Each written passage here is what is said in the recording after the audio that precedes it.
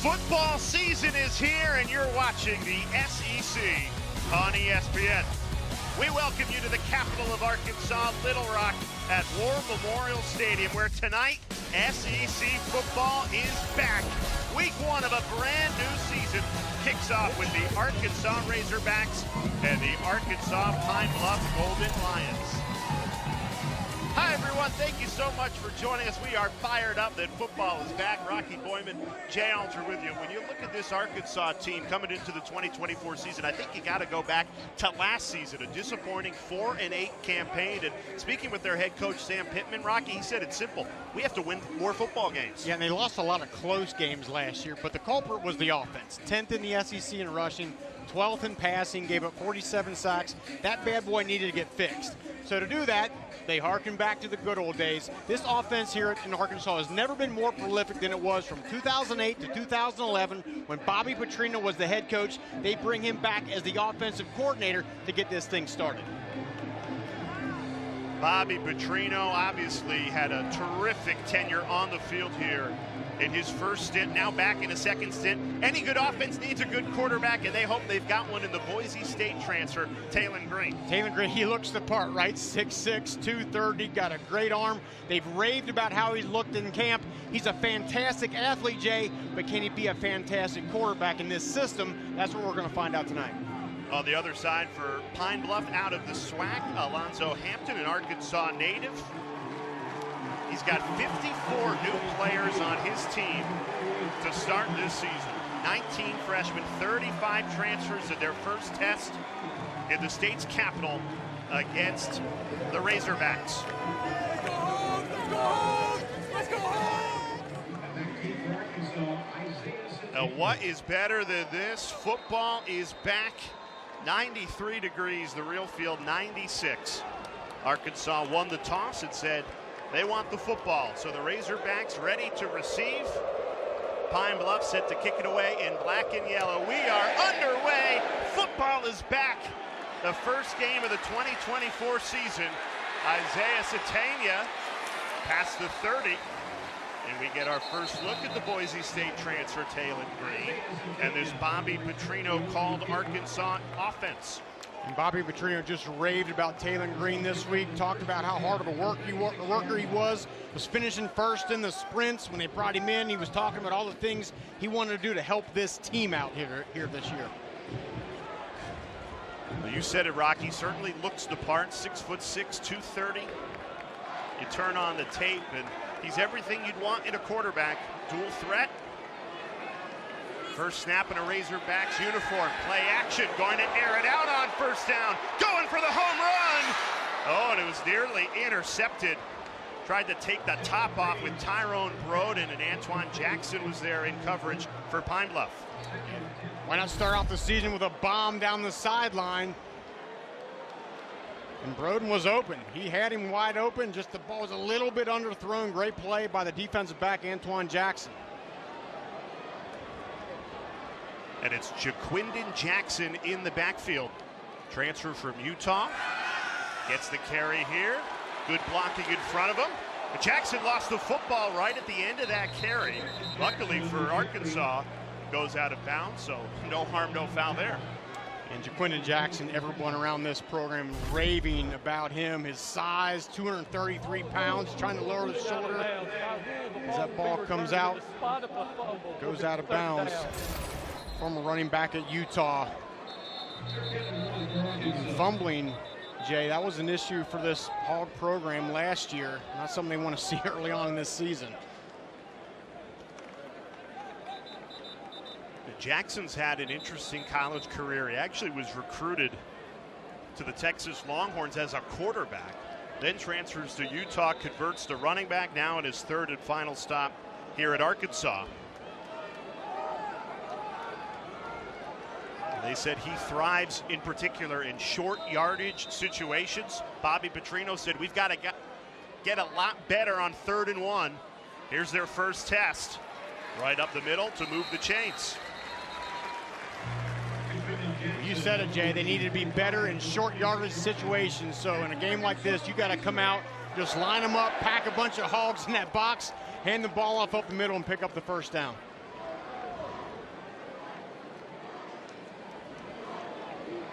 Enjoyed talking with Bobby Petrino this week. He's excited about this new opportunity in a place he's had a lot of success.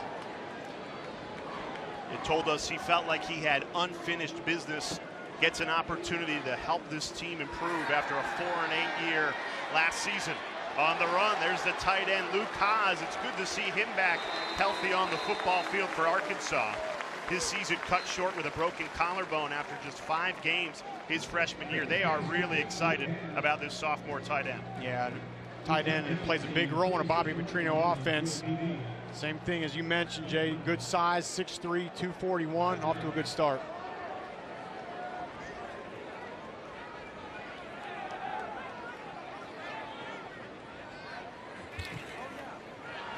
Here's Rodney Hill up the middle. Pushing that pile, churning those legs, falling forward to the 40-yard line, gain of 6.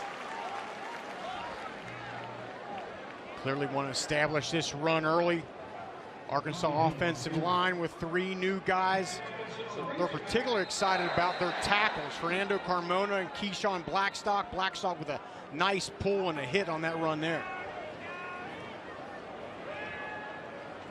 There's a Pine Bluff defender down, Antonio Johnson.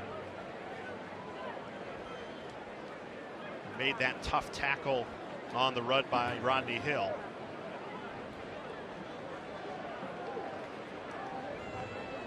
We showed the temperature, the real field, 96 degrees, this being week 1. And the conditioning will play an important part of this game. And you can do all the conditioning in the world. When it's this hot, this early, these guys are going to be cramping, and that's why depth in early season games is so important. A shot of Alonzo Hampton there. Enjoyed talking with him this week, coming in trying to get this program back on track. Empty set for Green, 1st and 10. Good pocket, steps up, throws, wide open right over the middle. And Jordan Anthony just could not hang on. Hit him right in the hands. Hit him in the hands, the ball's a little bit behind Anthony. You'd like to see that ball put right on the money. Clean pocket, get all the time in the world to throw, just a little bit behind.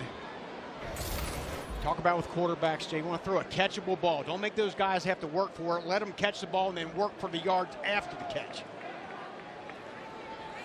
Broden in motion, but it's Green who keeps it. Showing off the speed inside the 15. Tiptoeing out of bounds. Biggest gain of the drive, 32 for Taylon Green. Sam Pittman talked about with these new tackles this year, the ability to get the edge. Didn't think they could get the edge much last year. They sure got it right there. Wide open lane for Taylon Green. Now, we told you he was a dual threat quarterback, showing why on that 32-yard run to set up a 1st and goal.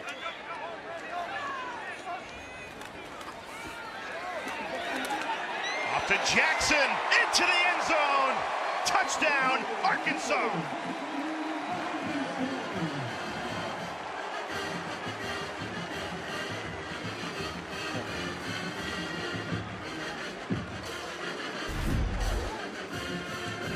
Here's the long run here. You watch the block right here, again, sealing that edge and allowing Green to get to the outside. Look, just collapsing that thing down. All the room in the world for Green to take off. And then the touchdown duo, right? Combo block, center and guard with the double team, powering that ball in the end zone for the touchdown. So on the opening drive of the season, it's the 2 transfers they brought in to bolster this offense. Taylon Green and Jaquindon Jackson leading the way. Combo starting off on the right foot here. 2 of the new guys, Taylon Green, Jaquindon Jackson, making big impacts. Hogs up early here at War Memorial.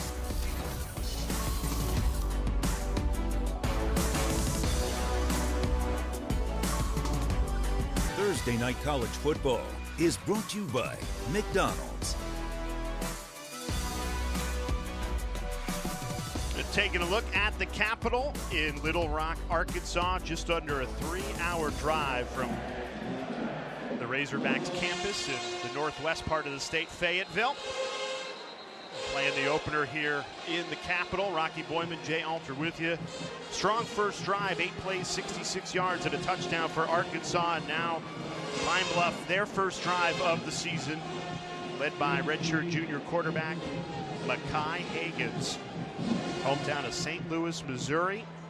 They really like their quarterback. Obviously a tall test going against an SEC defense, but they feel like he'll bring a lot to this Pine Bluff team this season. No doubt. Coach told us he's a former 4-star high school athlete, just wasn't really developed properly, but no question he's a stud athlete. And they run an RPO-based offense, so he's going to get the decision. He's going to read that defense, when to hand it, when to pull that thing and throw it. See how it goes. O'Shawn Ross in the backfield. Gets the carry, trying to bounce it outside. Breaks a tackle before he's wrestled down for a gain of 3. There's offensive coordinator Tony Hall. Interesting enough, his first job after graduating from college, spent 3 years as an engineer at NASA. And said, you know what, I'm going to go coach football instead. He said actually the 2 jobs very similar. Yeah, and how many people wind up doing that? They go in the business world, go and do this and that, but they just want to come back and coach kids and coach ball. Really enjoyed talking with Tony here this week. Pressure coming on 2nd and 7. Hagans nowhere to go with it. That's Landon Jackson with the quarterback pressure. You're going to hear that name a lot, 40 in red. There he is. He's right there, and he is preseason All-American. He's 6'7". Tough guy to throw a ball over if you're going to pick a side. Tremendous year last year, 6.5 sacks, 3.5 against Bama. That's what really put him on the map, and coaches have just raved about the offseason he's had. He's got all SEC first-team talent. Some thought he might even go to the NFL after last season. He's got his ears pinned back on 3rd down. Pressure coming. Down he goes. Eric Gregory, the 5th-year senior, with his first sack of the season, loss of 6. They're going to run a little combo stunt right here. There he is. They're going to run a little switch route right there, and he's going to wind up coming around the outside, splits that double team and right into the quarterback's lap. Great job. That's the key to that thing is, as they come to double team, just get down low and split that and make your way to the quarterback. Excellent job. Eric Gregory is one heck of a football player. Now is in his 5th season. They feel like Gregory's one of these guys that's playing his best football coming into this season. A highly touted recruit out of IMG Academy. Timeout, Arkansas Pine Bluff. This is their first charge timeout of the half. Their first punt of the season for Pine Bluff, and there's something their head coach Alonzo Hampton didn't like about the setup. The last thing you want to do is make a special teams mistake. Leads to another Arkansas touchdown, and less than 5 minutes into your season, you'd be down 2 scores. Gives us an opportunity to tell you how fired up we are for Labor Day weekend across ESPN. Football is back tomorrow night. Temple at Oklahoma, newest members of the SEC. Then Clemson and Georgia Saturday noon. The nightcap, Notre Dame and Texas A&M. And then it continues Sunday and Monday, USC, LSU, Boston College at Florida State. We're just smiling at all these amazing games this weekend. I mean, just day after day after day, all the way through Monday. And Jay, you know I got my eyes circled on that Notre Dame A&M game. I think Notre Dame can have quite a year. Have some offensive line issues, though. It's going to be tough down in College Station. Isaiah Satania, the return man.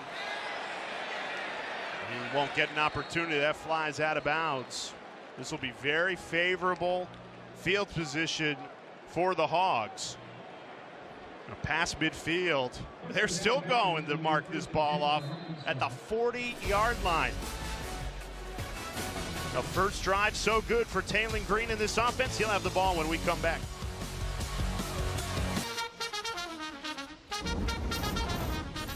Well, college football in the year 2024 is going to look a little different. Not only do you have the college football playoff, but a lot of conference realignment. Take a look at the SEC, now 16 teams extending to Oklahoma and Texas.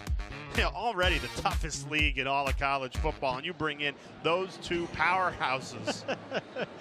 The tough gets tougher, and it really does. But look, the winner in all this, I still say, is the fans. You're going to get some amazing matchups that you normally wouldn't. You're going to get some great matchups in the middle, toward the end of the year that you're not used to getting. I think it's just a great thing for the fan base. And the Hogs will get Texas in Fayetteville on November 16th. That's probably the biggest game on this Razorback schedule. Here's Taylon Green looking to throw on first down, checks it down. Right on the money for a positive gain to the running back, Jaquindon Jackson. Tough to bring down, goes for 14. I like what they did there. They gave a little levels route. They had a crosser coming over the middle at about 15. He didn't like it, checks the ball down to his running back. Let's just get him some nice, easy throws. Get him comfortable in this system, and see what he can do. Yeah, the transfer for Boise State, Taylon Green, missed 2 throws on that opening drive, but showed off his legs on a 32-yard run. This goes to Jackson, spins through. He's been very impressive in this opening quarter. Gain of 7 there for the transfer from Utah. He's got an NFL running back body. You know what I mean? Let's call it what it is. 6'2", 233, runs hard. He's had a great career. Had 5 career 100-yard games at Utah last year.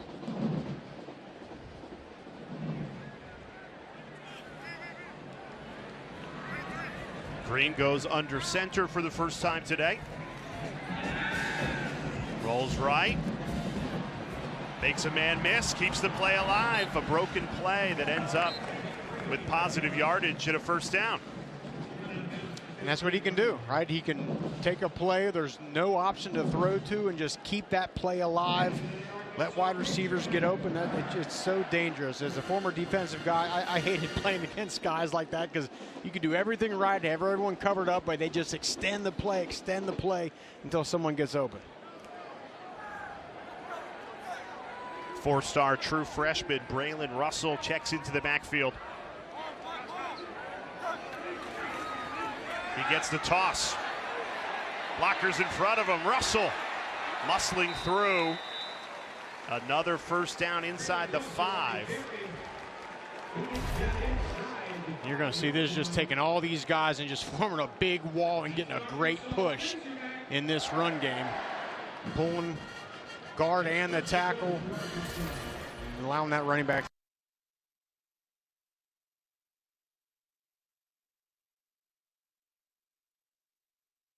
And Green touched.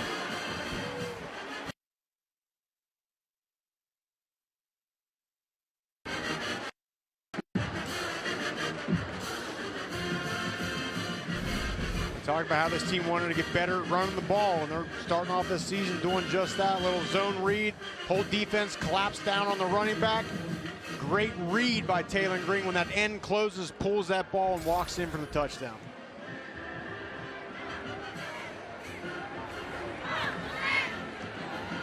And that's where in the Bobby Petrino offense, if you've got a dual threat quarterback that can really hurt you in the running game, it makes everything that more dangerous. There's no doubt about it. You always got to count for number 10 and what he can do. He's off to a great start.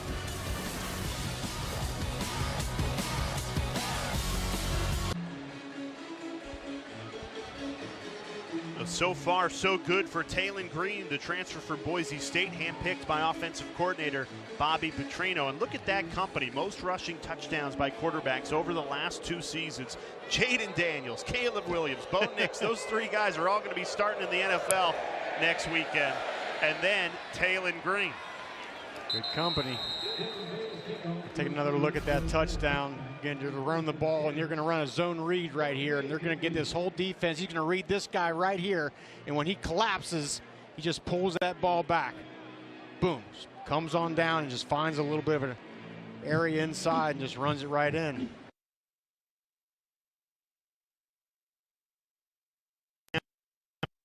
Wanted to improve was that offensive line. And I think when you bring in a running quarterback like Taylon Green, a dual threat, you need to bolster that offensive line. He feels like this team did that in the offseason, particularly at tackle.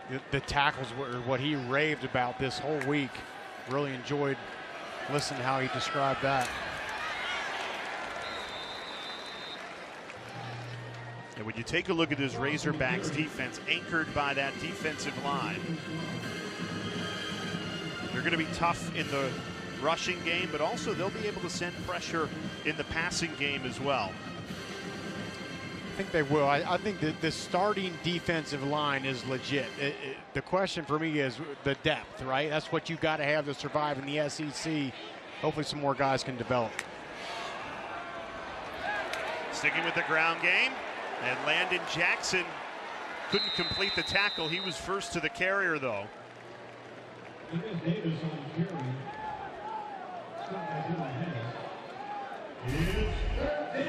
A great job of just keeping his shoulders square. That's textbook technique there.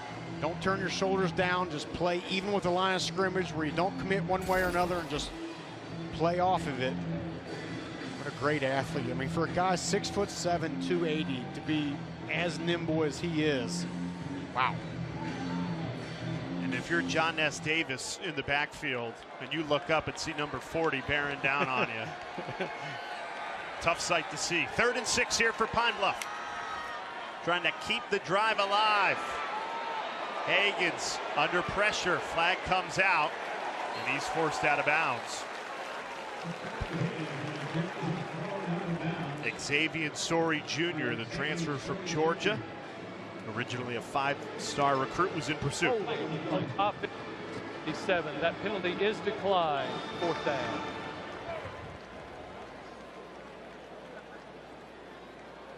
It's 4th down for UAPB. You can see Cameron Ball just splits that double team and they don't pass it off well, and then there's a holding call, and it's hard to run to the outside, hard to get the edge in the SEC. Those defensive guys are so fast. First punt of the night for Pine Bluff only went 19 yards. It set up great field position for Arkansas, who cashed in on it with a touchdown. This one, line drive. Isaiah Satania lets it bounce.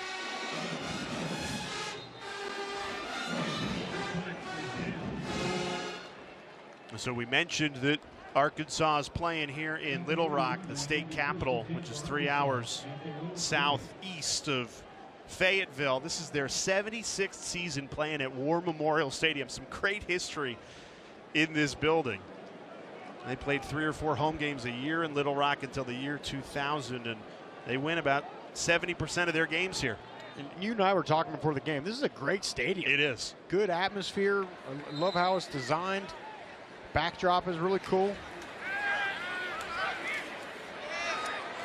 Green throws out to the flat. Right back to Jackson. He's been a reliable check down so far in this game. Yeah, really getting him involved in the pass game here. Like to see Taylor Green at some point here go through a progression. Read a guy 1 to 2. See what that defense is doing and delivering the ball in the right spot. Green, quick trigger. It's caught. First catch of the season for Tyrone Broden. Second year at Arkansas after coming over from Bowling Green. That's what I'm talking about right there. I think for Taylor Green, it's the ability to see the open guy, and even before he gets open, boom, that ball's out of your hand. Anticipate that. And always good to throw to Tyrone Broden, 6'7", 200 pounds.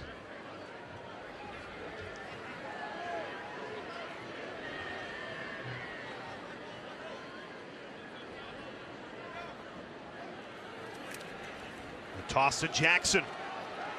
Hits the hole, steps on the gas. Jaquindon Jackson, touchdown, Arkansas.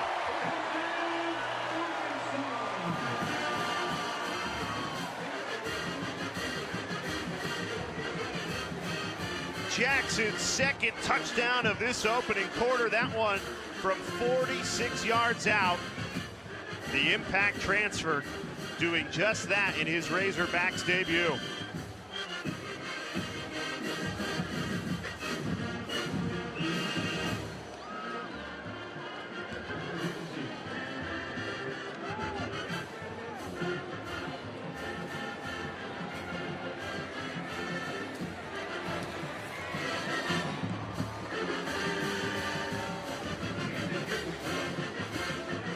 This offensive line, Jay, is producing early on here, doing things that Hog fans want to see. You'll see both these guys are going to get, and they're going to pull that way, get up to that second level.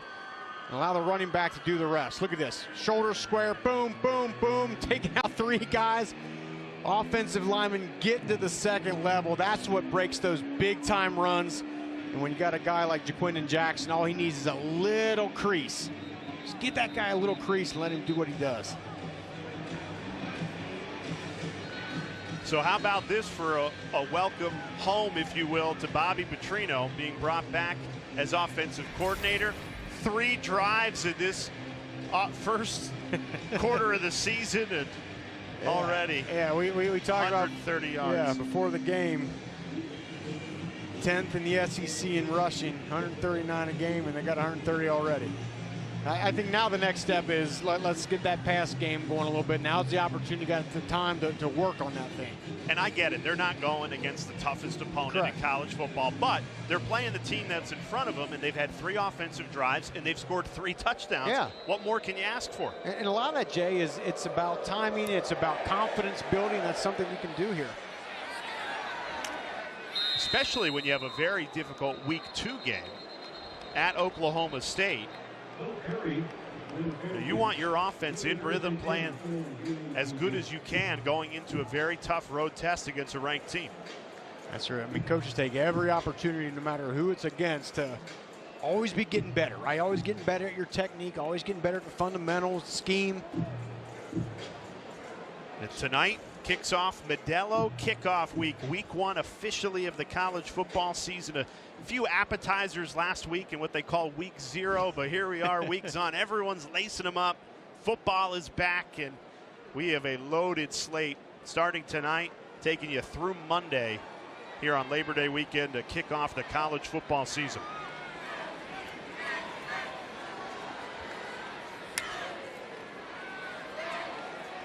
Play action.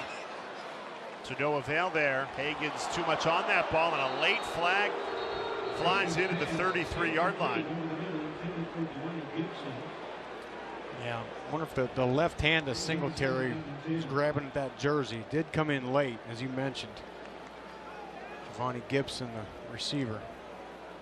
Pass interference. The ball will be played in the spot of the foul. Carries an automatic first. The head coach, Alonzo Hampton, did tell us Giovanni Gibson is the most talented player on this team, trying to get it to him.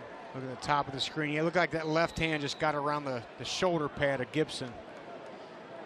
Right up there where the referees can see it.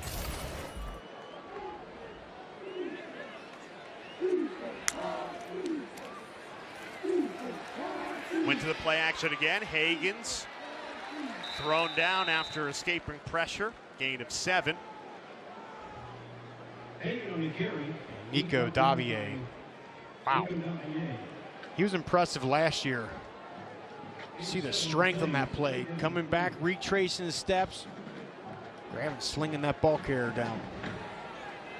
Hagan's had to get the shoulder pad situated before this second down. Blown up in the backfield. No room to run there. Swarm tackled. And it was Davier again, first to the ball. He is feasting back-to-back stops. Yeah, he's got a good get off on the ball. You see him right there. He just goes and splits that. I mean, it's just the quickness and the size. Watch this. Boom. Shoots right in there before the offensive tackle can even get his feet wheeled around to block him off. He's gone. Pretty impressive for a 275-pound man. Showing blitz here. And a false start against Pine Bluff. False start on the offense, number 11. That's a 5-yard penalty, and it remains 30. And that's a backbreaker for a Pine Bluff team that is struggling in this first quarter. You have a 3rd and manageable, and that becomes a 3rd and 9.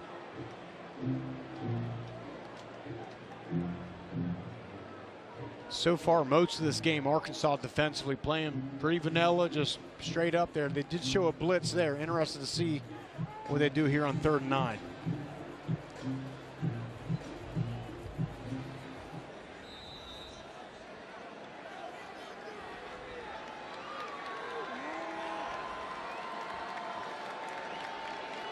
Zone coverage.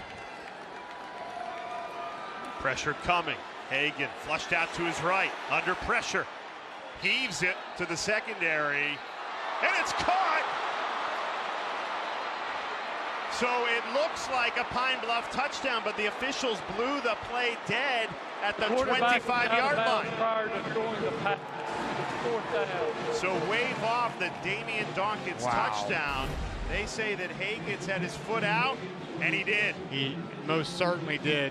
And what a shame for Arkansas Pine Bluff. And that's what Hagens can do, just keep a play alive, extend, and let that receiver get down the field. And a heck of an arm he has. Just, unfortunately, that right foot out of bounds, clear as day. About half a foot from a 66-yard touchdown against the Arkansas Razorbacks instead. 4th and 18. He's going to look at the replay. Oh, I wasn't out of bounds. Yeah. Yeah, you were. So I get him next time. The one thing that defensive coordinator Travis Williams will say is, hey, in the secondary, you didn't know that play was dead. Right. You got to make a play and not allow a 66-yard score. It'll be a teaching moment there for sure. Here's Satania with a head of steam. Makes a few-man miss. Just the punch or the beat, and he's in! Touchdown! There's a flag down at the 31-yard line. So in back-to-back plays, we've had a penalty negate a touchdown.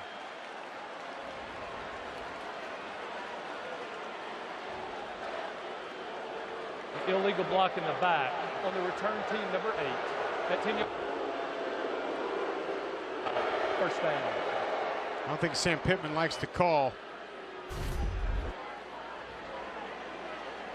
That one right there. Yeah, I mean, he didn't clean his clock, but the hands were on the back. Yeah, he's shoving him out. That's probably a good call there. Happening right, because the fact that it happened right in front of where the returner was coming is what drew all the eyeballs. Are always right there. They're going to draw that flag. So a 66-yard touchdown waved off because Mekhi Hagen's foot's out of bounds, and then a 63-yard punt return waved off for a penalty. And for Pine Bluff, that punt has got to have a lot more hang time on it. Get a ball that low with that short amount of hang time, or a good receiver is going to take that thing back to the house all day long.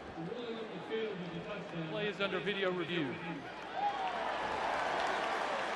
Well, hold on a second. The official just said the ruling on the field is a touchdown, but the ruling on the field was no touchdown, penalty.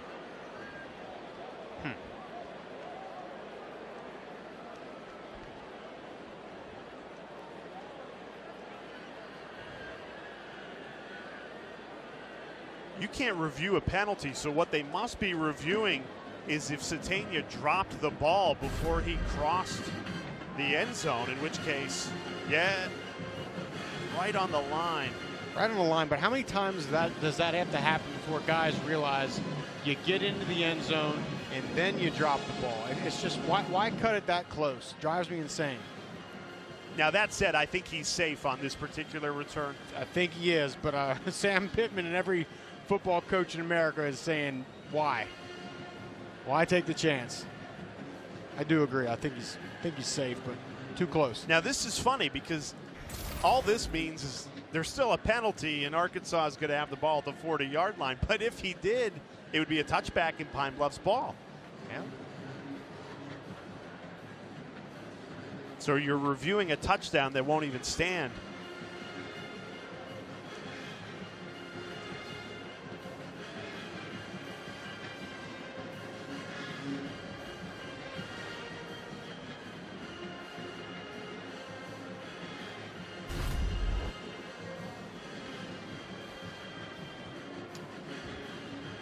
And that's tough. It's hard to see on that angle. It's definitely close.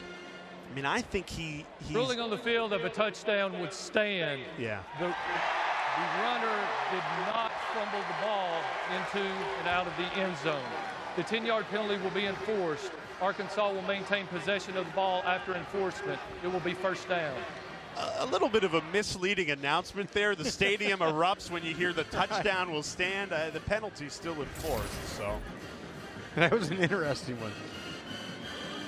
And the way this Razorbacks offense has been operating in this opening quarter, all that might do is just delay the touchdown. because they have scored with ease. 3 drives, 3 touchdowns for Taylon Green, Jaquindon Jackson, and this Bobby Petrino called offense. All right. Now an opportunity for Taylon Green. Let's see him go through some progressions here. Let's get him some schemes, see if he can read and know where to go with the ball. There it is. Missed a wide open target, Tyrone Broden. Yeah, and it's the same thing. The ball's just a little bit behind and a little bit low. He's wide open. Just put that ball right on his hip and he runs in the end zone for a touchdown. So we can agree, Taylon Green's been great in the running game, but struggling in the passing game a bit in his Razorbacks debut. Goes right back to Broden, again, knocked away, incomplete. And they go right back to it, a very similar, if not the same play, but this time there's 3 black jerseys around him. He throws the ball right into coverage. You can't throw that ball. I mean, staring down a receiver as a defensive back, right there on his back shoulder. If the throw ain't there, you got to come off of it. Find the check down, tuck it and run. Don't force that ball. Play blown dead, false start. False offense for 11. It's a 5-yard penalty, and it remains 3rd down. So this will be the real first test for Bobby Petrino's offense here, a 3rd and 15. They've made it look easy on the opening 3 drives of this season. And I anticipate Taylon Green having some time here. So let's see, can he work through a progression? Can he find an open guy and make a nice throw?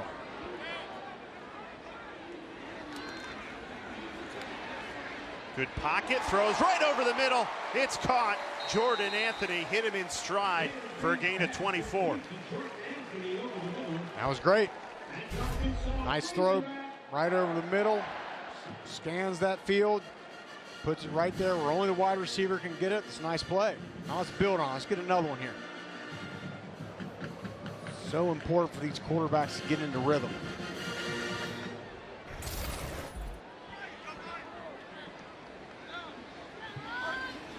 They stay in the empty set. Green surveys, goes right back over the middle of the field. Hauled in. Isaac Teslaw held on to that one.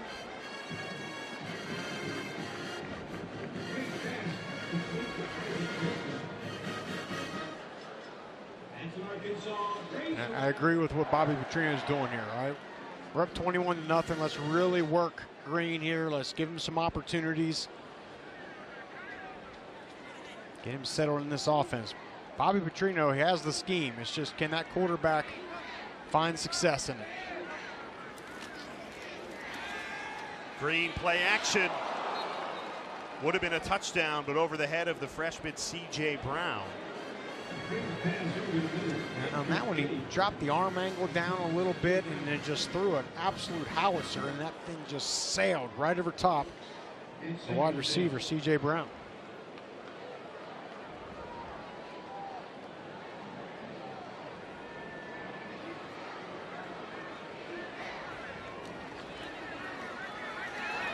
Green keeps it himself. Ankle tackled and brought down at the 5-yard line.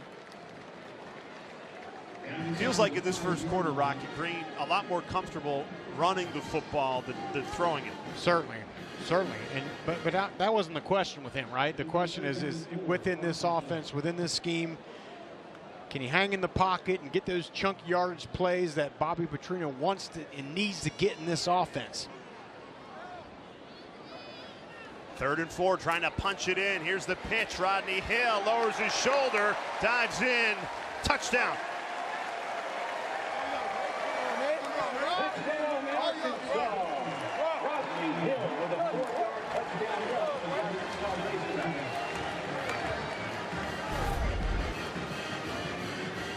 Similar play we've seen a lot tonight, just that quick pitch to the outside. Pulling the offensive tackle, getting around, getting up the second level. Look at that, big number 54 coming right into your living room. Keyshawn Blackstock. Arkansas fans are really excited about seeing that multiple times this year. Blackstock coming over from Michigan State. Fernando Carmona anchors the other side of the line, transferred from San Jose State. Sam Pittman felt that was the biggest upgrade in the offseason. That offensive line, they've looked good in this opening quarter as we welcome football back in the SEC. Great slate of games on Saturday. Eastern Kentucky, Mississippi State, Furman at number 6 Ole Miss, Alabama A&M, and Auburn. Rocky will be in Oxford. We're looking forward to that one. Ole Miss, a lot of preseason hype. Yeah, we'll be getting in the car nice and early tomorrow, driving on over there to Oxford. As you mentioned, Dad, I don't know if there's a program in college football whose fan base is more jacked than Ole Miss. They bring in a ton of great players in the transfer portal, some bigger players on that defense, and man, a lot of high expectations. Read a great article today written by ESPN's Chris Lowe about the transformation of Lane Kiffin and how he really is the best version of himself headed into this season with the most talented team he's maybe ever coached. Yeah, and they were talented last year, but you recall after that Georgia game where they got beat 52-17, he said, look, we got to get more dudes in here. Hit the transfer portal, get some more 5 stars on that roster. That's what it's all about.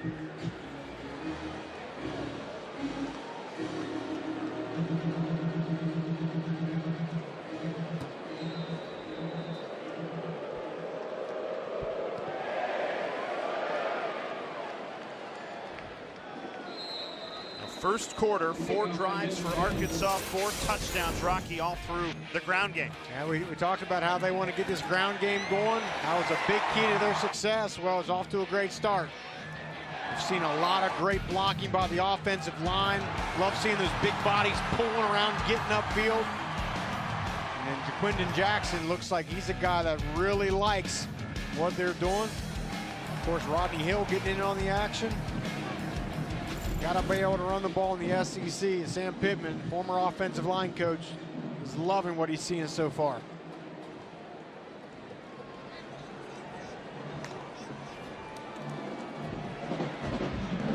Pine Bluff looking for positive yardage. They, on the previous possession, had a 66-yard touchdown wiped off the board. It's Christian Gamage turning the corner for 11 and a first down. Nico Davier, defensive end for Arkansas, is all over the field tonight. Wow. Running guys down on the perimeter. He was in on that tackle again. 0 in red. He's been everywhere tonight in this opening They quarter. block him right there. Wearing a red jersey, wearing number 0. Guy's a menace out there. 5 tackles, couple for loss.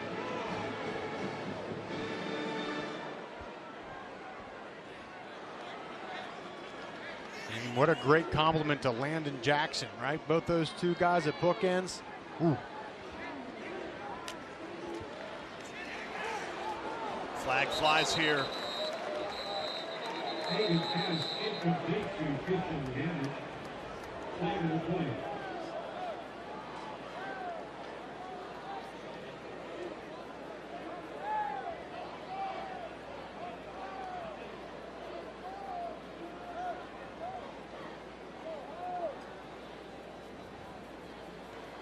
Illegal formation on the offense, more than that penalty is declared. 3rd down.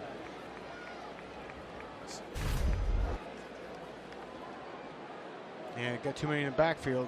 2 guys off the line of scrimmage there. It's not going to work. So ahead of this 3rd down, Arkansas defensively has 5 tackles for loss of this first quarter in 11 plays. So as good as the offense has been in this first quarter with 4 touchdowns, the defense has done their part and then some. Hagan's in trouble again, throws on the run, too high.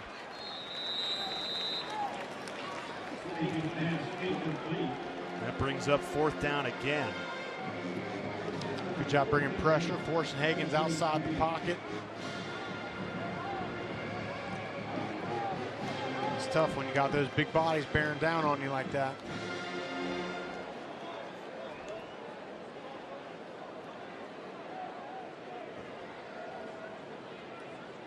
This is a difficult assignment for Pine Bluff. You're going against a team that just athletically is superior, and you've got 54 new players playing for each other. First time going up against this team, a tall task, but they haven't really done themselves any favors either. There's another penalty comes in for delay of game. On the offense, 5-yard penalty, and it remains 4th down.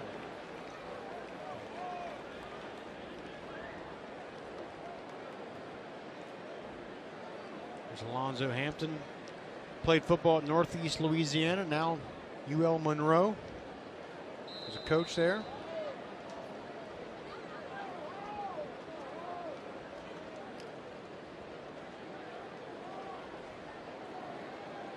And remember, the last time Pine Bluff punted the football, Isaiah Satania ran it back for what he thought was a 63-yard touchdown, untouched, but they brought it back for a block at the back, so they smartly just kick it out of bounds. Not going to worry with Satania. Scuffle at the line of scrimmage will bring one more flag in this opening quarter.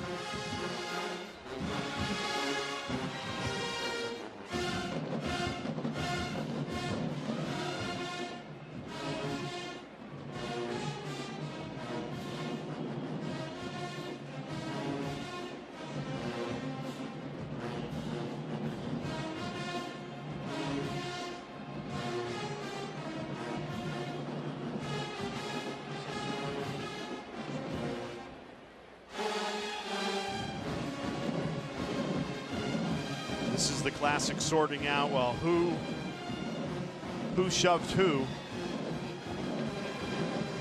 During the kick, holding on the receiving team, number 83. That 10-yard penalty will be enforced from the end of the kick, 1st down. Well, that closes the first quarter. Arkansas, 4 offensive drives, 4 touchdowns. The Hogs in all of SEC football. We are back better than ever.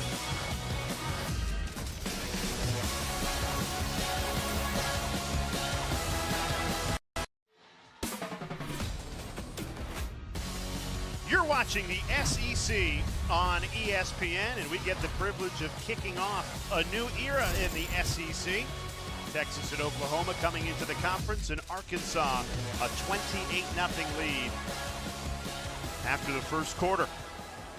It's been a strong start for this Bobby Petrino offense, coming back to the Razorbacks since 2011. They've had a strong, steady diet of the run game, and why not? It keeps working for them. Rodney Hill, a gain of 6 there. Getting a good look at that offensive line. Fernando Carmona comes over from San Jose State. Addison Nichols, Tennessee. Blackstock from Michigan State. Really feel like they upgraded those positions. And they've opened up some big holes so far in this first half. All 4 of Arkansas's touchdowns have come in the run game. Green, the quarterback, certainly has shown his legs in this first half as well.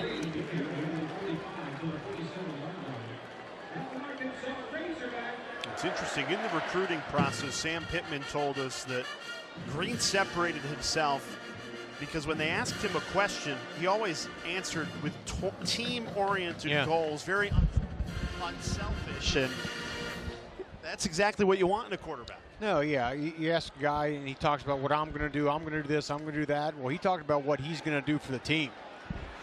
Taking a shot here on first down, right on the money. That's the best pass of the night. Dropped it right into Isaiah Satania. That's a great throw on the corner route. That's what happens when you run the ball. A little play action, linebackers suck up, offensive line is, I mean, that ball is right on the money. That ball has to be in front of the safety and behind the corner, and he put it right where it's supposed to go.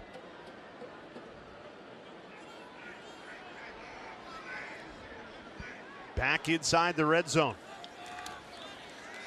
Quick hitter out to the flat. Here's Jordan Anthony tiptoeing up that sideline. Has another first down. A little screen. That's always been a big part of this Arkansas offense. Extension of the run game. Just shoot the ball out to the perimeter.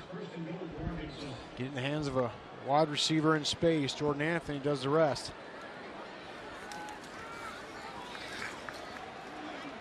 Nowhere to run this time for Rodney Hill. We'll bring up 2nd and goal.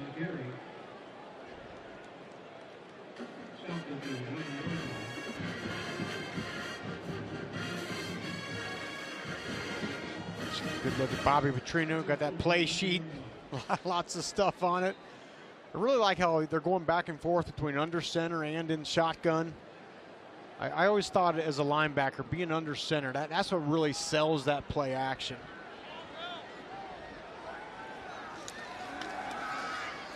Green surveys. There's a flag down. As it stands, a touchdown for Tyron Broden, but we got to wait for the flag here.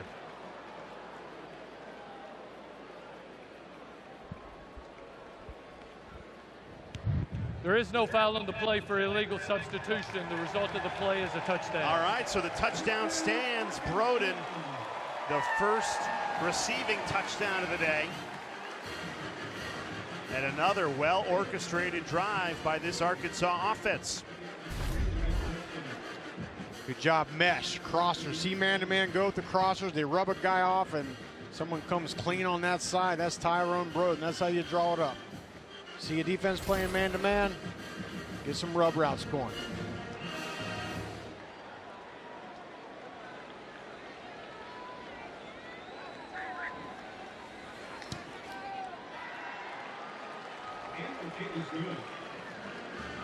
So 5 offensive drives to start the 2024 season. 5 touchdowns for this Arkansas offense. The 12-team college football playoff is here. The first round kicks off on campus December 20th. From there, the playoff continues in a bracket format, culminating with the national championship game on January 20th, only on ESPN.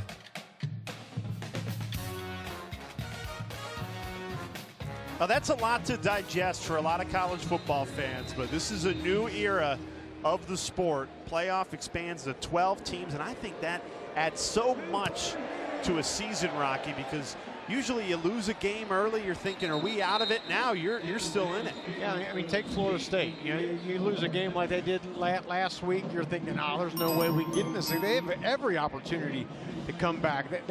You said it, Jay. That's my favorite part about the 12-team playoff. You can have just a game where you stumble a little bit, don't happen to play your best, and it's not over.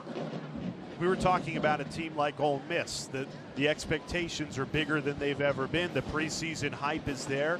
Well, for good reason, because they're number 6 in the preseason. Normally it would be, well, you're outside the 4. Now you're squarely in that 12 if you handle your business. No, I mean, to your point, I mean, teams that are 13, 14, 15, 16 are, those fan bases are going to be involved because you figure, look, you look at that schedule at the end of the year and you say, hey, we get a win here, that team loses, we can find our way in that playoff. It's just so good for these fan bases across the country. As we kick off the SEC season, Arkansas, the first of the SEC teams to be in action. If I said to you, over or under 3.5 SEC teams in the playoff, what are you going with? Going over. Over? Yeah. I'm going over. I think I agree with you. Georgia, Alabama, Ole Miss. I think it was Texas. Yeah, Texas, Missouri. Mizzou. They might get 5.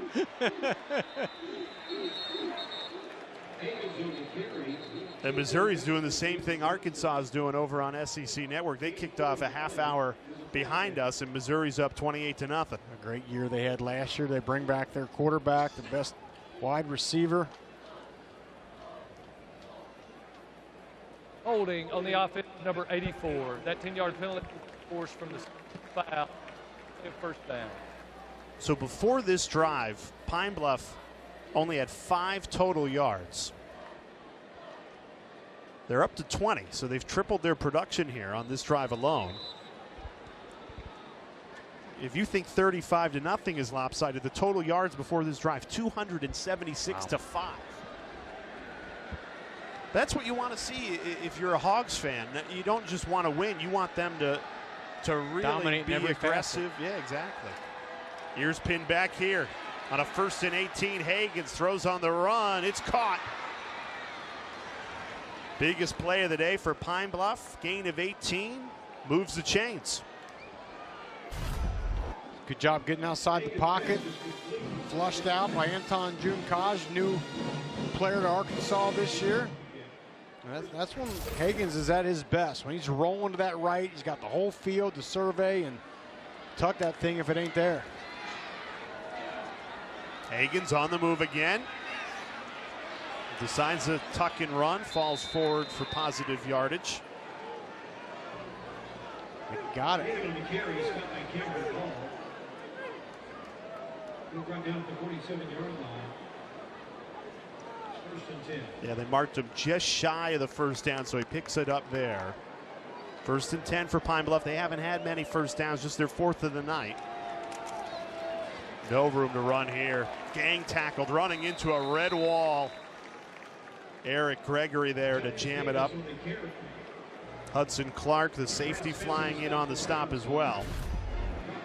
Watch Brad Spence, number 22, filling that hole, getting up in there. And Jay, this linebacking core was the talk of camp for Arkansas. I mean, they're figuring out how can we get more guys on the field. A lot of great athletes in that linebacker position. Well, Rocky, when you're talking to the coaches, the linebacker room's always the talk. Of course, yeah. Why not? Get the smartest, best athletes are the linebackers. Get them on the field. Come on. It's 3rd down. I think this is going to stand. That's a great job of concentration. But damage there, getting that left foot down. It's impressive. Pine Bluff 0 for 4 on 3rd down tonight. I think for Arkansas, you want to keep him in the pocket. Don't let him flush out to his right.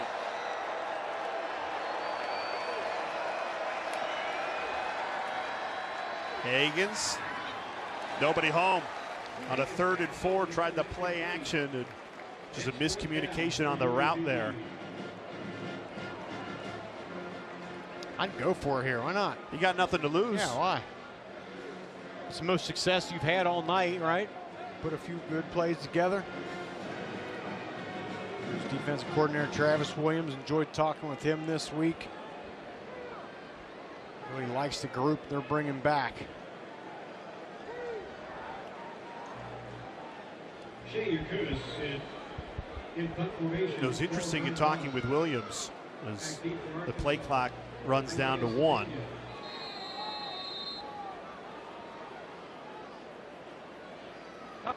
Arkansas Pine Bluff. This is their 2nd charge time out of the half.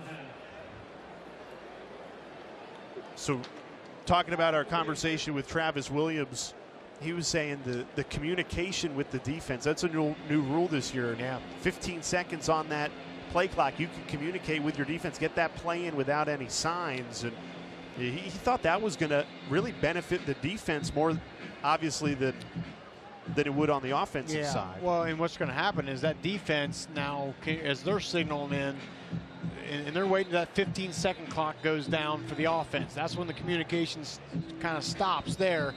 So there's a lot of gamesmanship going on in the shell that you show, what coverage, and trying to just hold that thing as long as possible. And then after the clock ticks off, the communication stops, then you change what look it is. I would think that's very stressful, being the player with that green dot, getting the communication. I've done it. It is stressful because the coaches want to hold that call so late so they can see what personnel the offense has, and you're yelling at the sideline, give me the call, give me the call. It's tough. Well, Arkansas keeping the shutout alive. The Hogs are back, up 35-0. The heartbeat of college football is the passionate fans, and each week we want to celebrate some random fandom. So you gotta meet the Arkansas superfan. You can't do it much better than my guy Rick. Rick Bowick, he is easily identified. He is the man with the tusks in and what he calls his razor wig. Red and black wig, which he found at a roadside gas station 7 years ago. He's worn it to every game since. Rick, not just a big Razorbacks football fan, this man has a season ticket to 8 different Arkansas athletic programs. Now, Jay, are those tusks real or fake? I don't know. So he's all in now. I mean, so this is Rick's day job as a radiation therapist with cancer patients. He took those tusks. They use that to help keep your teeth protected when they give you radiation. And he said, you know what? I'm going to create some tusks out of this. They double as a great prop. Yeah. He's thinking of everything. That is fantastic. Love that. Really enjoyed getting to know Rick. He told me he fell in love with the Hogs at 13 years old. 1978, they beat Oklahoma in the Orange Bowl in football. They go to the Final Four in basketball. He has been hooked ever since. He just loves seeing these fans that are, and I'm sure he's getting some texts from people his back phone, there. We're his talking phone's about you, blowing up. Rick. Here we go. Rick Bowick. And you said it, Jay. I mean, that is the heartbeat of college football, the fans out there. And look forward to traveling the country with you this year and seeing a lot of random fandom. Well, it's the heartbeat, the backbone of what makes college football so special. It's probably his wife, Dee, who couldn't make the game tonight. She's working tomorrow. This is a Thursday night game, and they live in Fort Smith, 2 hours away. So she supports the fandom. She's all for it, but she doesn't go to every game quite like Rick does. I mean, season ticket holder to 8 different sports. Wow. That is a fan. That is the definition of a fan. Short for fanatic. Gotta love it.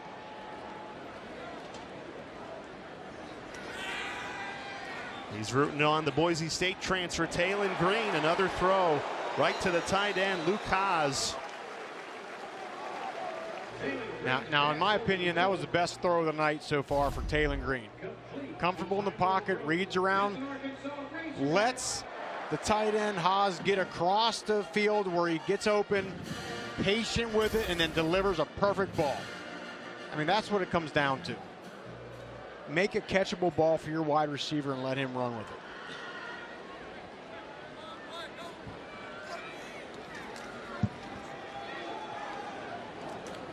Good cut, staying on his feet, breaking tackles, shedding defenders left and right. Jaquindon Jackson, another impressive run of 14. Hogs fans got to be very excited about Jaquindon Jackson. This guy is just breaking tackles. Love how he runs low to the ground, Jay. All you see as a defender, you see those big red shoulder pads in the front of his helmet, and he runs low to the ground for a guy who's 6'2". Already up over 100 yards. Green, strong throw to the far side of the field. That might be the best throw of the night. Jordan Anthony with the catch. There we go. That's two of his best throws have happened on this drive right here. That is a big boy throw. You're all the way over on the left hash. And that ball goes all the way to the sideline on the opposite side of the field. And that's what it's about, right? You got to stretch the field. That term gets thrown around out there, but stretching the field means, hey, hit all areas of that field, make that defense have to cover every area of it. Then you find the little holes, the pockets in the middle of it. Play action, rolling left, Green drops it right in on the run. Best drive of the night for Taylon Green. Touchdown, Arkansas.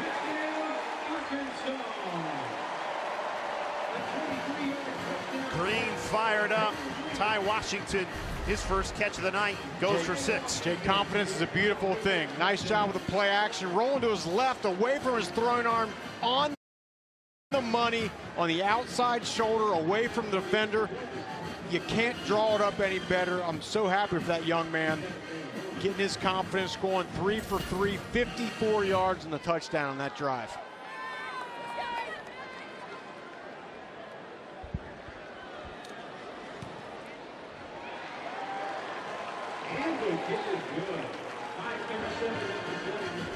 And one more look at it here. Nice job rolling away from his throwing arm, dropping it right in the bucket. Hawks fans like it. And you know my man Rick loved it too.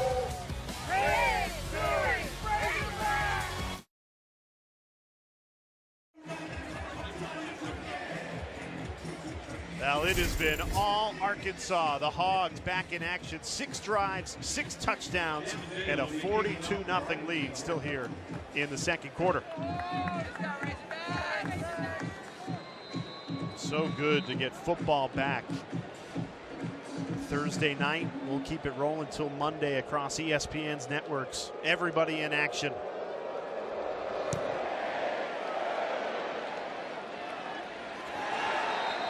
Now this season, Allstate will celebrate every field goal and extra point made by participating universities by making a donation to the university's General Scholarship Fund. Thank you, Allstate.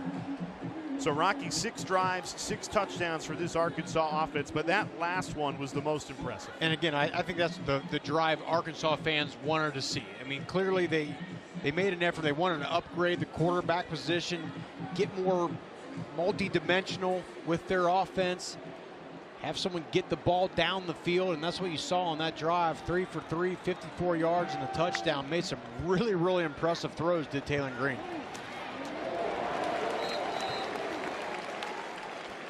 The defense continues to do their part. They are just swarming to the football tonight, Rocky.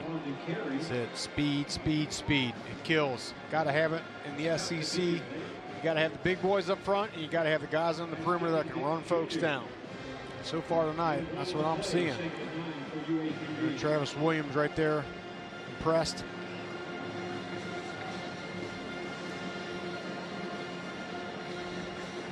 Look at that, yards per play. Pine Bluff just 2, Arkansas up over 10 yards per play.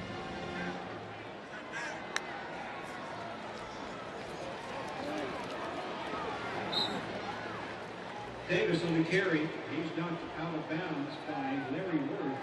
Now, if you head into halftime, Rocky, with a 42-0 lead, you got Oklahoma State 9 days from today in Stillwater. Do you think about taking the starters out, the ones out, keep everybody healthy? Absolutely. I think, look, depth is everything, right? The teams that have great players, but also the best depth are the ones that win championships. I mean, that's what it comes down to.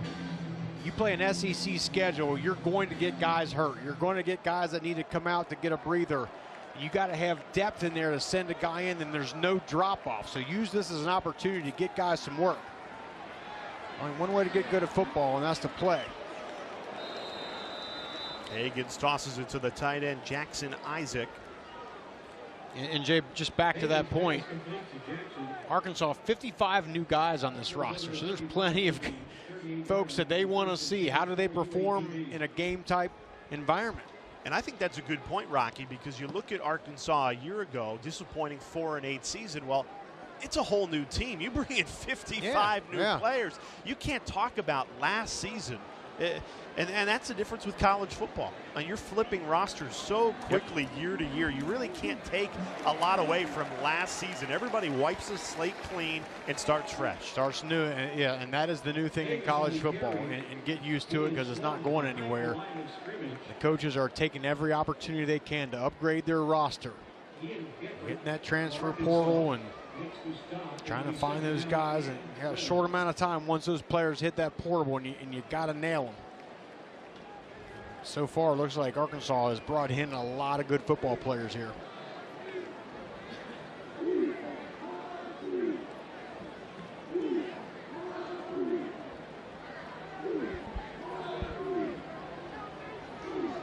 Play clock down to 2. Pine Bluff gets it away. Higgins fires. It's caught for another first down. Well, after we just complimented Arkansas with probably their best drive of the day through the passing game, Pine Bluff answering with back-to-back throws. Good slant route there, double slant. Pretty good coverage on the outside, just a well-placed ball right on the inside of the wide receiver, Andre Thompson. There's Tony Hall, offensive coordinator. Oof. A good cut there to try and get back to the line of scrimmage. Still going to lose a few here. That's the 8th tackle for loss of this first half by this Arkansas defense. Takes us to the 2-minute timeout. Another rule change this year in college football, just like the NFL. 2-minute timeout. Arkansas up 42-0.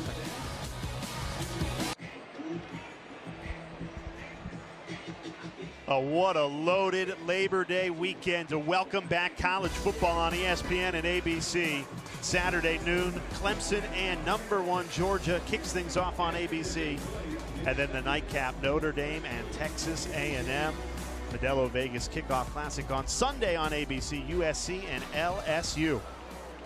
We think, Jay, Georgia's still the team to beat. Absolutely. In the SEC, right? Return 12 starters, Carson Beck.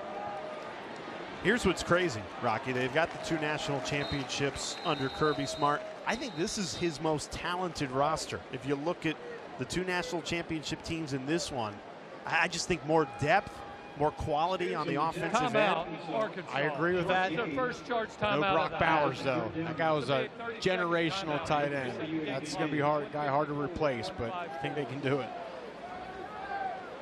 We'll be headed to Athens next weekend. And no surprise, they're the preseason favorites. 42-0 over the last 3 years against not Nick Saban. There's still the thing that haunts, though, right? But, I mean, talk about a gauntlet of a schedule, right, Jay? I mean, they open with versus Clemson, as we talked about, late in their season, at Bama, at Texas, at Ole Miss. Wow. And there's a former Bulldog, Xavier Sori, linebacker here for the Hogs. He's looked good in his Arkansas debut. He has, former 5-star guy, 6'3", 225. That's how you build a linebacker right there.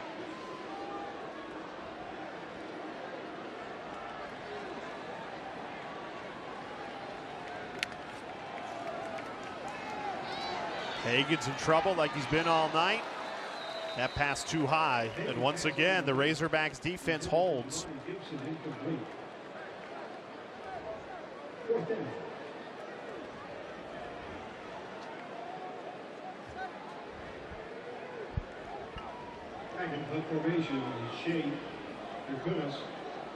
I mean, what you're seeing tonight defensively is, I mean, they're not playing a bunch of complex schemes and stuff. They're letting their dudes just go out there and play and fly around. And to me, that's the best scheme. Just let you got the athletes, you've recruited them, let them don't have to hold anything back and think too much out there. Let them fly around.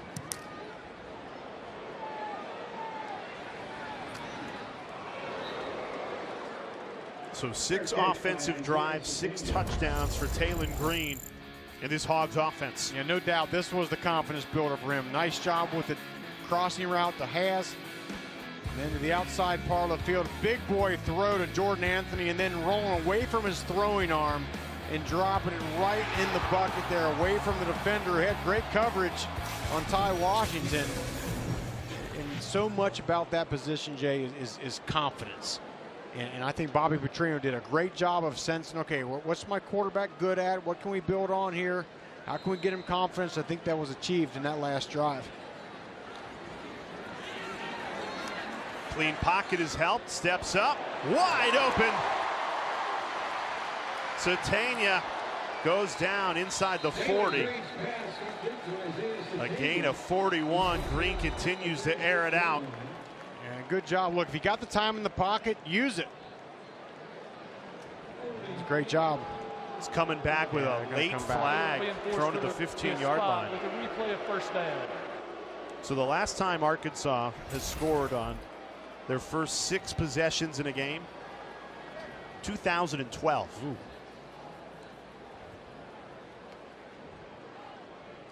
I think we're going to get a hole here on the right tackle.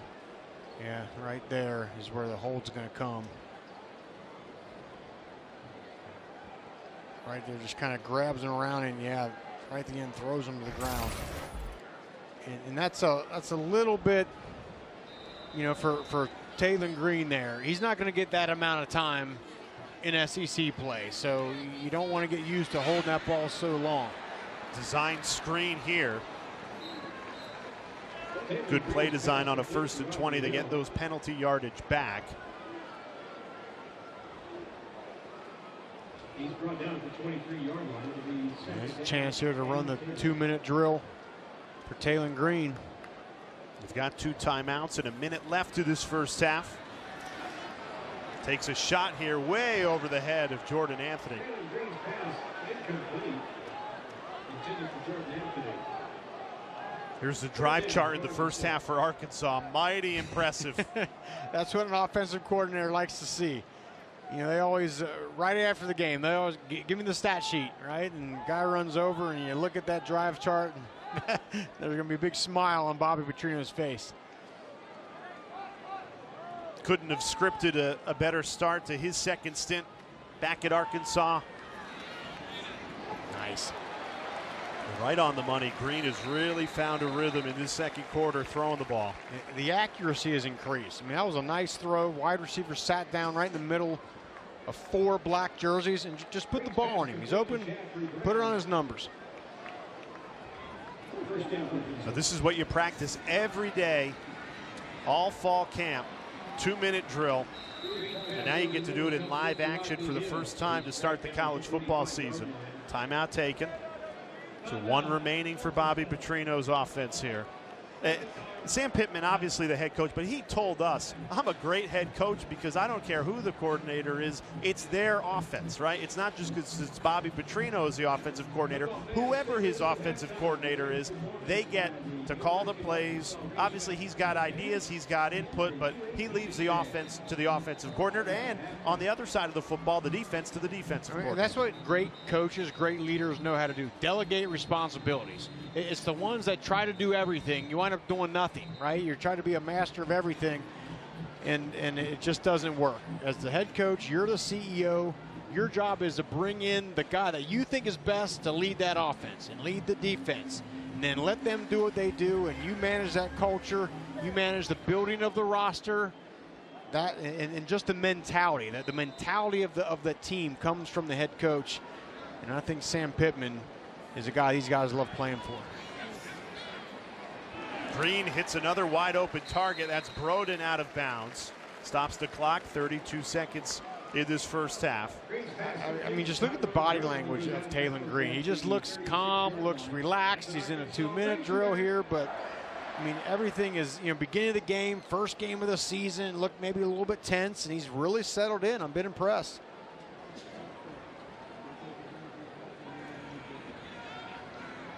Green trying to go right back to Broden, misses him that time.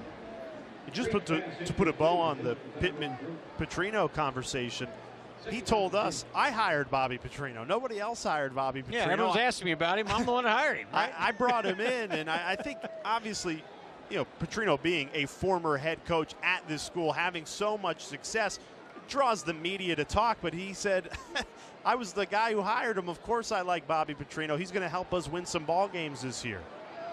Green escapes the sack, decides to tuck and run, showing off the wheels once again, makes 2-man miss. Talon Green trying to get to the end zone. He does!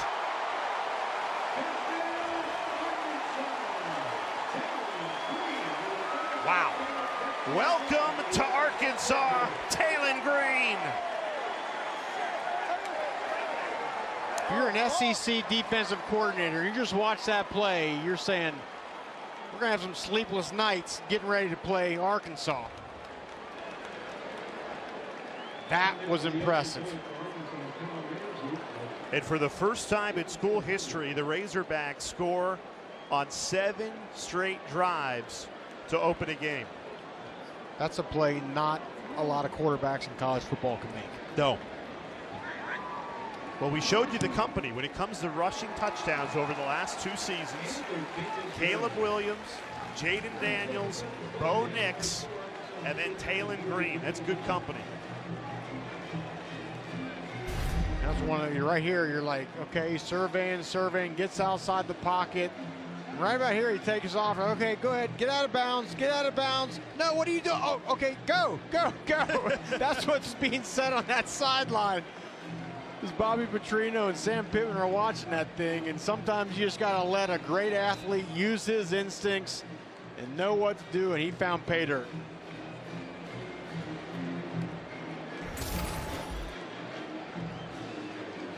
There's our random fandom.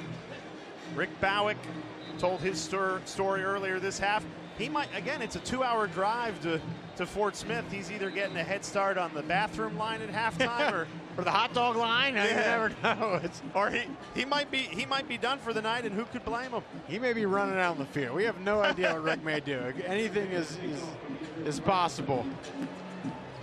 That was a great story. I'm glad we got to tell it.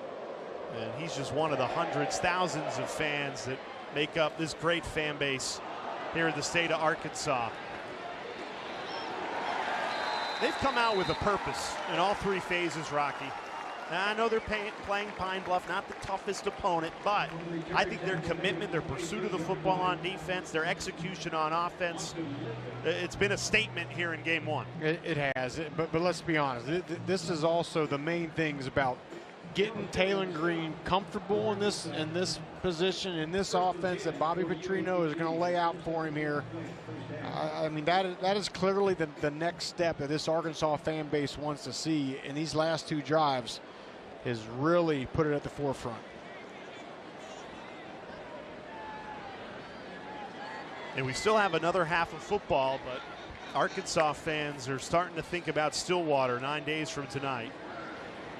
And if you were upset about, why are we playing on a Thursday, I think that extra 2 days helps when you're going on the road against a ranked opponent in Oklahoma State. Sit back, rest up some injuries, watch the other game, and get ready for the long haul. Well, that crowd roars as the Razorbacks head into the locker room. 49-0, a statement. They scored on all 7 offensive drives in that first half. What a start to the season. The SEC is back as we kick things off from Little Rock on a Thursday night. An impressive first half for the Hogs. 49-0 lead.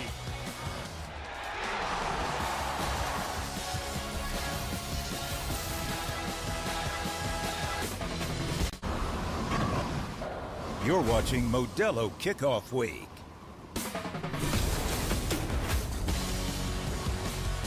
We welcome you back to the SEC on ESPN. Little Rock, Arkansas, the capital of the state, and it is all Hogs. 1 half down, 1 to go. Couldn't do it any better. You're pitching a shutout, 7 offensive drives, 7 touchdowns in that first half for this Arkansas team. Rocky Boydman, Jay Alter with you. So excited that football is back. I mean, Rocky, you look at these offensive numbers. New quarterback, 444 total yards of offense. They've been unstoppable, and Taylor Green especially. Early on, maybe a little nervous, but then he really settled in, made some great throws. As we talked about at the top of the show, the offense was the key thing to fix in the offseason here. The offense so far tonight, running the ball, throwing the ball, looked really good. Yeah, I think if you don't know what to make of the transfer from Boise State, Taylor Green, he's exactly as advertised, that dual threat quarterback, because we saw it both in the running game and in the passing game. Yeah, that's it. And you got to have a dual threat quarterback. That's a quarterback that thrives in Bobby Petrino's scheme. And early on, getting it going with that run game, moving the pocket, getting outside. And then this was the most impressive throw of the night, throwing away from his body right into the bucket. And then this thing here, this is just absurd. Defensive coordinators around the country are going to be up all night trying to figure out how to stop that play right there. Well, they've been playing football for a long time at Arkansas. Hey, guess what? 7 offensive touchdowns in 7 drives is the first time they've done it in school history. That's wild. That is wild.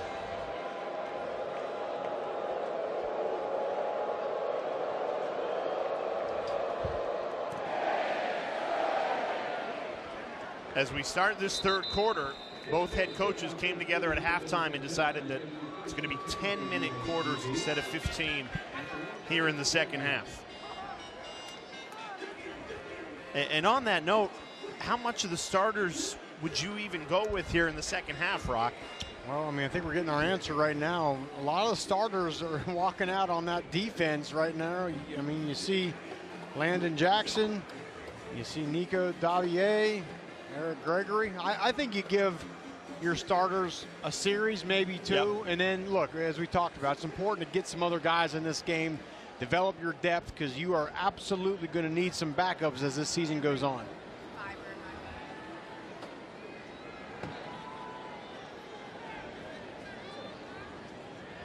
Pine Bluff only 76 yards of offense in the first half, shut out by this Arkansas defense. I feel like they've really dominated, Rock, just on the point of attack, being really aggressive, a kind of a statement of intent, if you will, in game one here. And it is, and it's those front four. I mean, I was excited to watch those linebackers run around and make plays, and they have, but they can't get many opportunities because the D-line has just been ridiculous. Look at this. Higgins, just no room to run. Been a tough day for him, the Pine Bluff quarterback. Landon Jackson on the stop there. Impressive play by Jackson. You know, that's a quarterback who thinks he's going to be able to get that corner, get to the edge, and you got a 6'7", 280-pound defensive end running you down. I really liked what Jackson said in the offseason, why he decided to come back to Arkansas. He said he couldn't leave without winning first. He's got unfinished business here. You know, he had a chance to play at that next level. He would have been drafted if he put his name in to the NFL draft, but he's back to bring the winning back. Didn't do enough of it a year ago. Here's pinned back on a third down. Higgins gets rid of it quickly. Falls incomplete. Damon Dawkins just off the mark there with Higgins, with pressure bearing down. Included Damon Dawkins. Incomplete. It'll be fourth down.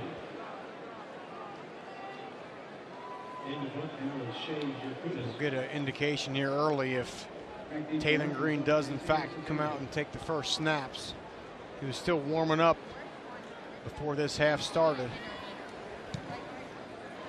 I don't know how much more he's got to prove.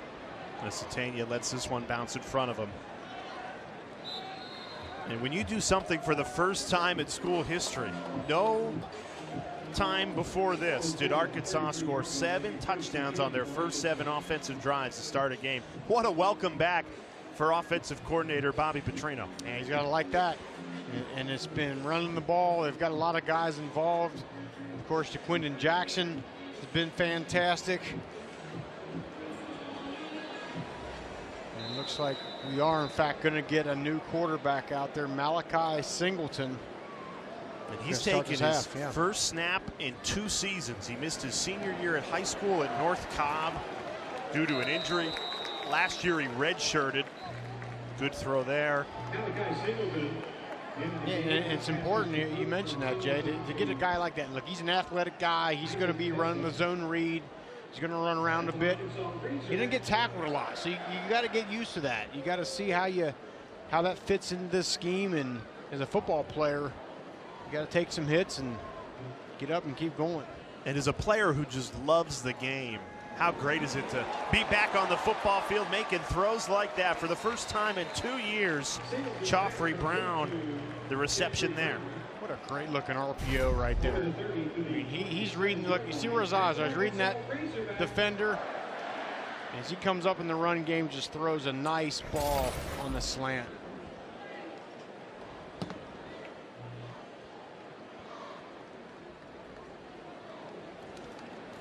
They stick with the RPO, batted down at the line of scrimmage. Now, that's the one thing that everyone will have to adjust to when Singleton comes in. He's 5 inches shorter than Taylon Green at 6'1" versus Green 6'6". It's still crazy that there's a 6'6" quarterback out there running around moving that fast. And of course, look, Arkansas fans remember Matt Jones and how great he was at a 6'6" height. Singleton runs it. If you were coaching him, it sounds like you would have put him at defensive end or maybe tight end. You know me, I'm gonna defer to defense. I'd put him at defensive end, get him a bunch of milkshakes, and put him in the weight room, lock him in the weight room for about 6 months. He'd come out 6'6", 260 pounds. Whew. Make a mint in the NFL. I was going to say body. he'd probably still be playing to the SEC. Just other side of the ball. Taylon Green's day is done. Here's Malachi Singleton doing a very nice job with the offense. That's the tight end Luke Haas, his 3rd reception. Another guy coming back from injury. Broken collarbone, cut his freshman campaign short. He's looked really good to start his sophomore season. Well, Singleton looks great. Looks just composed and looks effortless out there. Just finding the open guy, putting the ball on the spot. This is a good thing. You wouldn't know by looking at him that he's coming off a 2-year layoff. Great blocking up front and an easy touchdown. That's the true freshman, Braylon Russell. Grew up 30 minutes from here in Benton, Arkansas, on the 4-star. Capping off an impressive drive for the Hogs. Kyle Ramsey now on for the extra point. With Dale Hogan.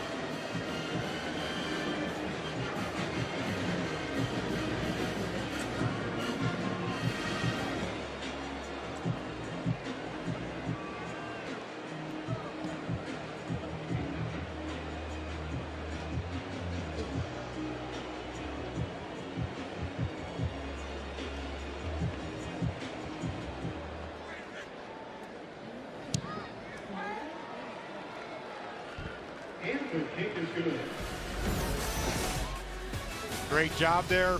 Singleton 3 of 4, 54 yards, and then Braylon Russell, great freshman, hitting pay dirt, 56-0 here in Little Rock.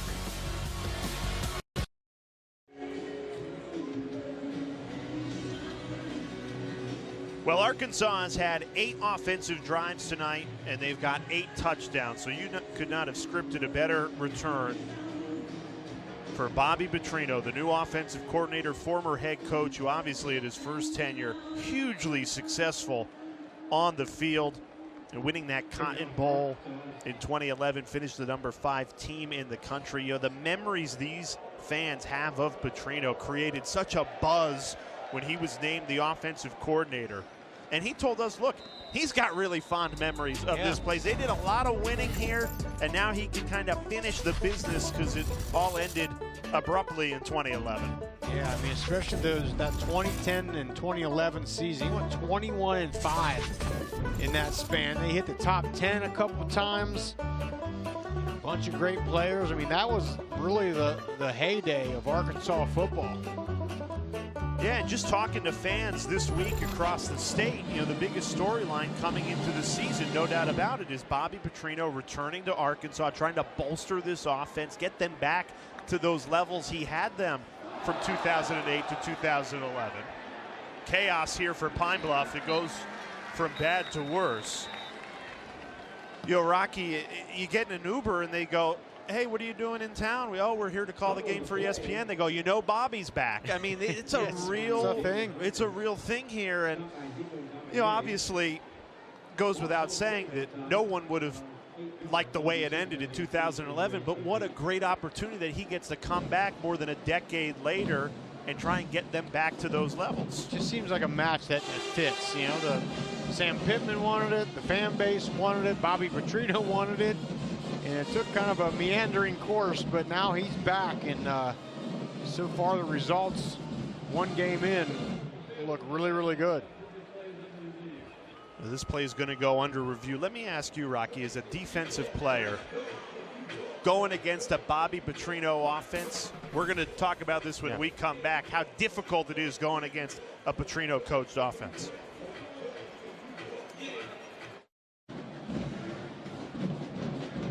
Well, while we were away, the officials took a look at this, and they're going to rule it an incomplete pass. Right call, because that ball's obviously being thrust forward there. Rocky Boyman, Jay Alter with you. We were talking about Bobby Petrino, his return to Arkansas after more than a decade being away, and it is second stint here, 8 offensive drives, 8 touchdowns. Rocky is a linebacker, former defender. How difficult is it to go up against a Bobby Petrino offense? Because that playbook is so vast. That's the thing, is you get so much. You get the quarterback under center, you get the quarterback in gun, you get the quarterback a part of the run game, and then you get the aspect of he wants to get chunk yardage plays in the pass game. And at the end of the day, with all the scheme and everything, Bobby's going to feed the studs, right? FTS, he's going to get the ball to the best players. Well, he has done that tonight in his return to Arkansas. Did you have any experience in your playing career going against a Bobby Petrino offense? I did when he was a coach with the Falcons. I was with the Colts 2007, actually with his last game. Oh, wow. Yeah, there on Thanksgiving night. We won that game, by the way. And so, yeah, I have a little experience playing against Bobby Petrino. And it's better to be up here talking about it than playing against him. In our conversation with him, he said he puts a lot on the quarterback in the offseason. They spend a lot of time installing the offense, and now as you get into game week, you start cutting it down. What's working best? You start parsing it down, but I can only imagine new quarterback coming in, you got to be thinking this is a lot to handle. But they've handled it well so far tonight. We have to step aside one more time. Arkansas well in command, 56-0 here. This is Modelo kickoff week in Little Rock, Arkansas. The SEC is back. Rocky Boyman, Jay Alter with you. The Hogs have looked good on both sides of the ball so far tonight. Starters have largely been removed from this game. They've got half an eye on that matchup next week at Oklahoma State. That'll be a big matchup. Feels like a pivotal game early in the season for this Arkansas team that has certainly looked the part so far tonight. Another gang tackle on the line of scrimmage.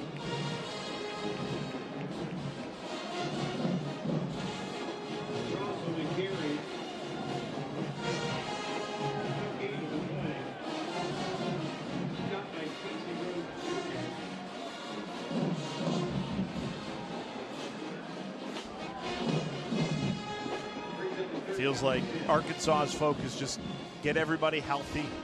Yeah, get her own some playing time, keep them healthy, and get on out.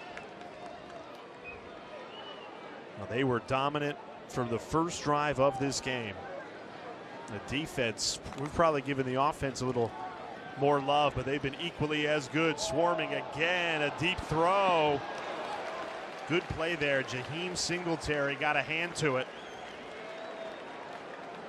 That is a heck of a play by Singletary. Transfer from Georgia. Running full speed, staying in phase with the wide receivers. Notice he makes sure he's in phase, which means he's uptight with him. Then he turns his head back, gets the hand in the air. That's textbook. That goes on the teach tape. Another stop for Travis Williams, the defensive coordinator in this Hogs defensive front. We were giving Bobby Petrino and his return to Arkansas as the offensive coordinator all that love. Travis Williams, they call him T-Will. He's been terrific as well. They're running into the punter here. Will negate this return. All the way down the sideline. Unfortunately, it wouldn't have counted even if he kept his footing. Bryce Stevens on the return there of 73, but the penalty clearly running into the punter, who's still down there.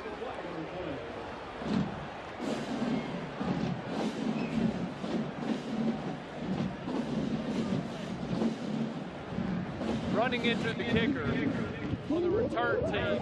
That penalty will be enforced 5 yards from the previous spot with a replay of fourth down. The ruling on the field is that the ball was not tipped. So we'll get a repunt here. You'll see running into the kicker.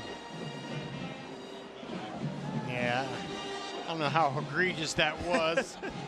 Maybe a good acting job, but I'll tell you what, the punter came up a little bit lame on that.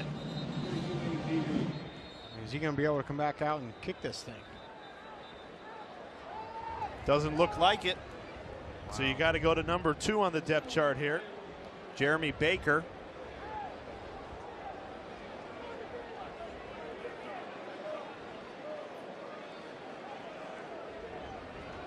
Biggest difference between Baker, the backup, and the starter, Shea Yurkunis, is Baker's 9 inches shorter. Which means a shorter leg and not a long lever like Limp had. Gets it away cleanly.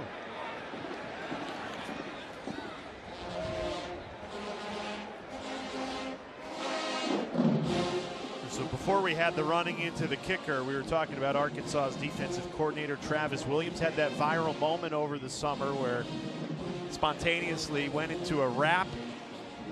The team loved it. So we said, what's the pregame playlist? He says he starts off with a little Rick Ross, T.I., DMX, Jay-Z, Lil Baby, and Jeezy. See, and Travis and I, we're about the same age. So all this right here, this is all on Rocky Boyman's playlist as well. Maybe not Lil Baby, but the rest of that I'm all in with. And what I loved, he said, you know, the rapping, it helps recruiting, right? These kids, they love it. It does a rap and it goes viral. The recruits love it. So guess what? He's going to keep doing it. Arkansas Pine Bluff. He said this is their first charge timeout of the as half. Pine Bluff takes the timeout. The one thing that caught him by surprise is why that one went viral, because he's been doing it for years. Yeah. He says he's been putting it out on his social media. It just so happened that one in the locker room with all the players going crazy. But he says he often, you know, he's singing in the car, he'll record it. And they even had it here at War Memorial Stadium in Little Rock before the game. They put his rap up there, and the fans loved it too. So I think what the fans want to know, though, are we going to get Jay Alter doing a rap on air? Far from it. Far from it. We're gonna. Everyone's disappointed. That's all I'm gonna say. Everyone at home is disappointed. Yeah, no, we're not gonna wrap this promo, even in a 56-0 game. I'm excited to see Lane Kiffin, the Lane Train, number 6 Ole Miss. We'll be there in Oxford, Rocky, 7 p.m. Eastern Time on ESPN Plus, taking on Furman. Furman, back-to-back 10-win seasons. Good FCS program, and how about FCS programs? I'm hearing they've been playing pretty well tonight. Not in our game, unfortunately, right. But Western Carolina holding NC State in that first half. And North Dakota State up over on Colorado on ESPN, 20-17. That's a good Bison program, obviously. How about that? First career reception for the oldest freshman in college football. That's Monte Harrison, a 29-year-old true freshman, number 82 in red. Has a terrific story. Now, he played 50 games in Major League Baseball over a 10-year professional career. A lot of time in the minor leagues as well. Second-round pick. Look at coming that. out of high school. The 2014 MLB draft. So he got to live his dream. You make it to the show, play 50 games across 2 Major League Baseball organizations. Terrific. Yeah, and it just wasn't just that he got caught up in the minor leagues. He played 50 games in the show. That is one heck of an accomplishment. Now at 29 years old, going to try football back out.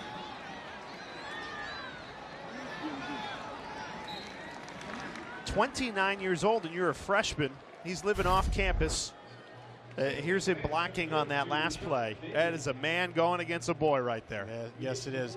Tell you what, Jay, I mean, having a 29-year-old guy in your locker room is such a good thing from a maturity standpoint.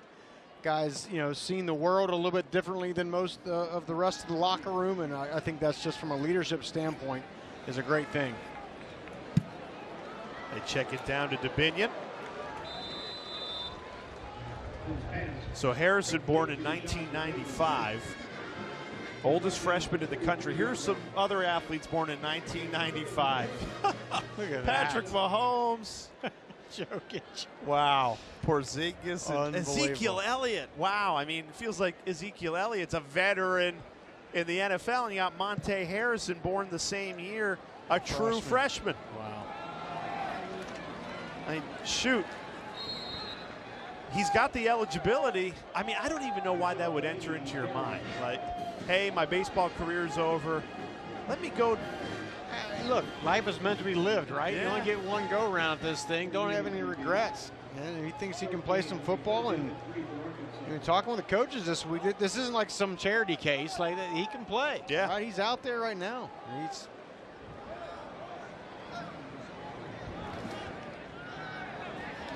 And they go right for the first down.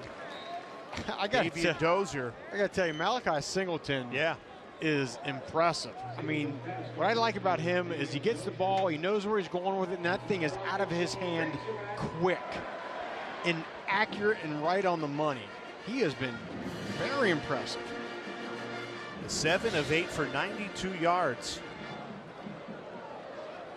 30 seconds remaining in this third quarter.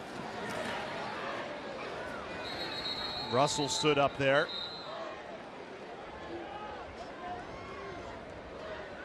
Arkansas trying to keep this touchdown streak alive. This is their 9th offensive drive. They're trying to make it 9 offensive touchdowns.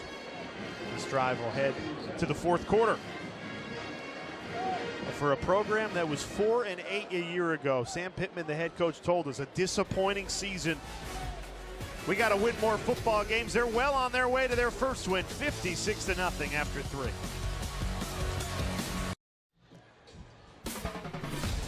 You're watching the SEC on ESPN. Start of the fourth quarter, and it has been all Arkansas since kickoff. The Hogs are back 56-0 against in-state Arkansas Pine Bluff. Out of the FCS, Rocky Boyman, Jay Alter with you.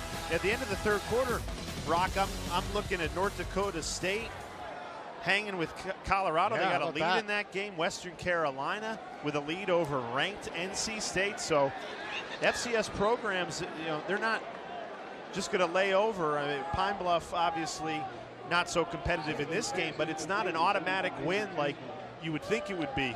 Especially when you're playing North Dakota State. That's a tall task. They are good year in and year out.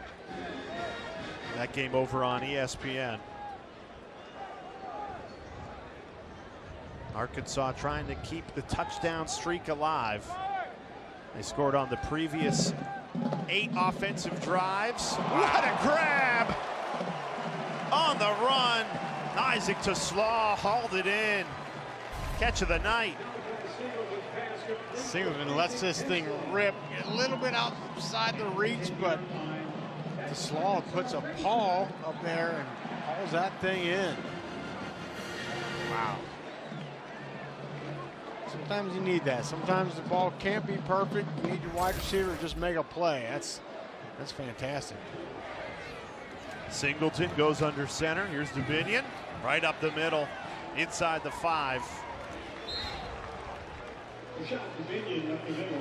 And Dubinion comes into this game with a little bit of a knee, so he didn't get a ton of carries tonight, but we're going to get him in the game here.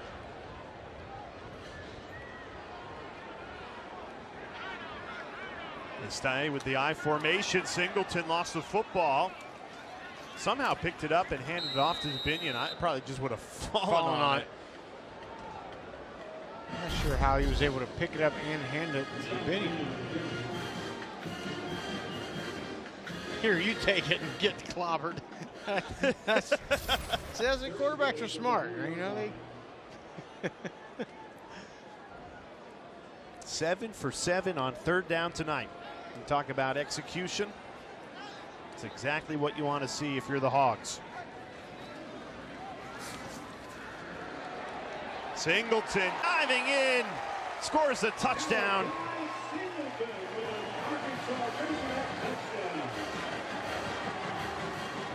That's what Singleton is known for. He has got electric speed. We saw it right there with the zone read fake, and then just outrunning everybody to the corner. Pick up a nice block there on the outside by Gums. Nice. The last time Arkansas scored more than 60, 2015. 2 quarterbacks celebrating there. Both have had great nights. We've talked about Taylor Green. Singleton has been fantastic. Every single offensive drive the Razorbacks have resulted in a touchdown tonight. They're up 63-0. What a start to the season for Sam Pittman and this Arkansas offense, Rocky. 9 drives, 9 touchdowns. Let me count them up. I think, I don't know. We're off the screen there. It's a lot of dang touchdowns, put it that way. That's a very happy Sam Pittman right there. That's all you can do, right? That's it. 9 offensive drives, 9 times in the end zone. That's a good night. And look, people are going to say, look, this is nowhere near a SEC caliber team, but you know, the other side of this is you come out against a team that's maybe a little bit inferior and you fumble around and you don't look crisp, then things are a mess. It was Malachi Singleton, the backup quarterback, who scored the last touchdown. He played on our air, the ESPN High School Showcase, showing you the stars of tomorrow. This is a few years ago. He did the exact same thing. Yeah. This is his junior year at North Cobb, Kennesaw, Georgia, and right outside Atlanta there. Big run there. He had 5 touchdowns that night. Well, he just rushed for 1 in his collegiate debut. He missed his senior season in high school, redshirted last year. So really the last sustained football he played was that junior season at North Cobb, and he looked pretty good after a 2-year layoff. And all those touchdowns we saw in that highlight package looked identical to the one he just ran. So 9 touchdowns tonight. 7 have been in the run game. Arkansas only had 9 rushing touchdowns all of last season. They have 7 tonight. It's good. That is an unbelievable stat right there.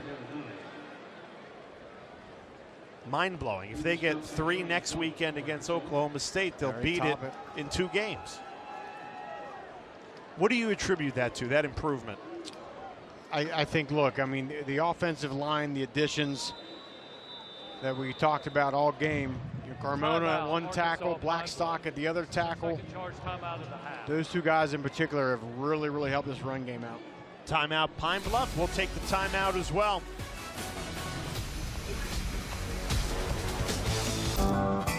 So tonight, an easy win for Arkansas to start the season. It's about to get a lot harder with the Hogs up 63-0 here.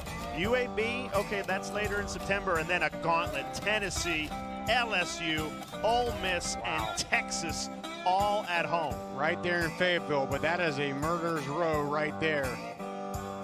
And you're going to find out a lot about this football team during that 4-game stretch at home.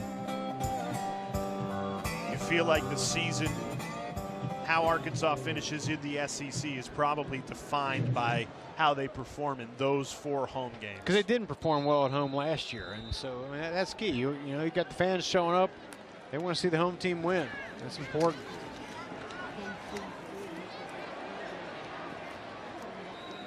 It's a tough strength of schedule, Rocky, but the one thing is there's no place to hide now in the SEC. No. There's just too much talent across the board. See right there's a good graphic. 13th toughest schedule in the SEC. and that's saying something, because that's a tough schedule, and that's, you know, near the bottom. But you avoid Georgia and you avoid Alabama. Yeah. And you get all those teams at home. It's not like you got to go to their place. Yeah. The tough games for Arkansas on the road come in September. Next week at Oklahoma State, and then at Auburn and at Texas A&M. You have to try and find a way. Officials timeout for an offensive injury. To win at least one of those, and if you get 2, you're sitting in a great spot. Yes.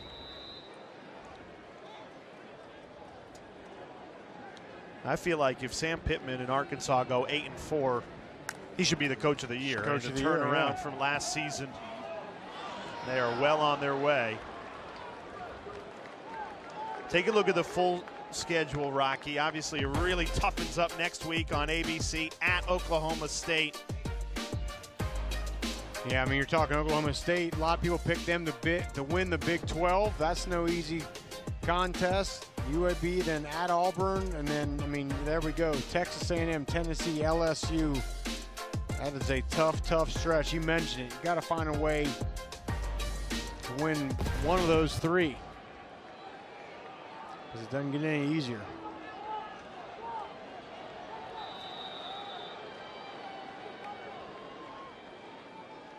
If you're an Arkansas fan, what's a realistic expectation for wins here, looking at that schedule? I think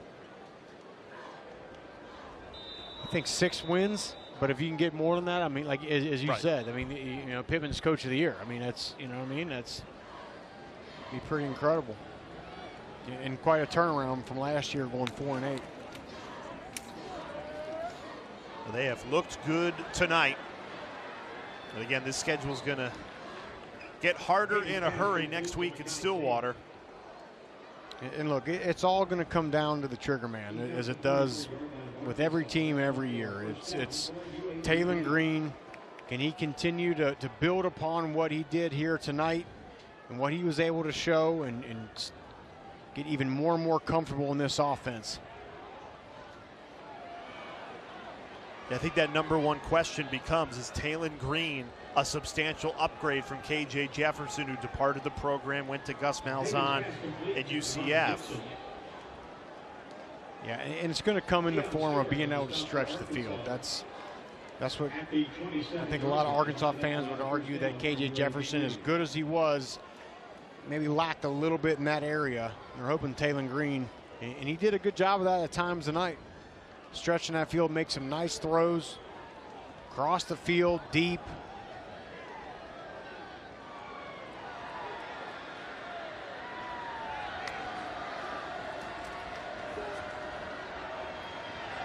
That's too high from Hagans.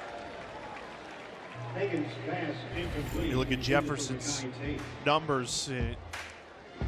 First across program history in yards, passing touchdowns, total touchdowns. So a prolific career, but last year just didn't win enough games. Close, but couldn't get it done. And those numbers will probably stay for a long time, because who's going to play that much in this transfer portal era? Exactly. You're lucky to have a quarterback play 2 years in a system, let alone 3 like KJ did. I mean, he was an exciting player. But it felt like it was time for a split. Yeah, I think so. I think it was time to move on, and especially bringing Bobby Petrino in, see what a new quarterback can do. Flag down. Hagans on the run. He's shown some flashes tonight. I actually think, again, Pine Bluff's schedule, they don't have to play an SEC team again, so I think they got a pretty good quarterback. We've only seen flashes tonight because of the defensive pressure. Yeah, I mean, this is just a tough game to open with. On the offense, number 51. 10-yard penalty will be enforced from the previous spot. Replay, second down. Right here, there's a left tackle right there. One called for the penalty.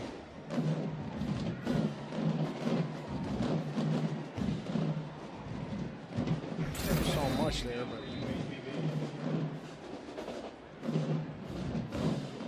Orlando Jones.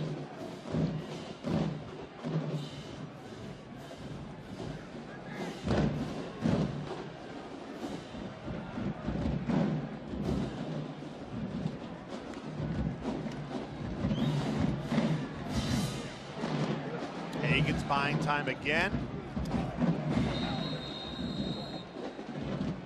Incomplete. Caught but landed out of bounds. Gibson. If you're Arkansas, you got second and third stringers out there, but you're trying to preserve this shutout, right? Oh, absolutely. There's nothing that brings a defense together like putting a goose egg on the board. I mean, don't matter who's out there. And if you're the guy that gives up the late touchdown in a blowout, you're going to hear about it from everyone. Trust me. These guys are out there fighting.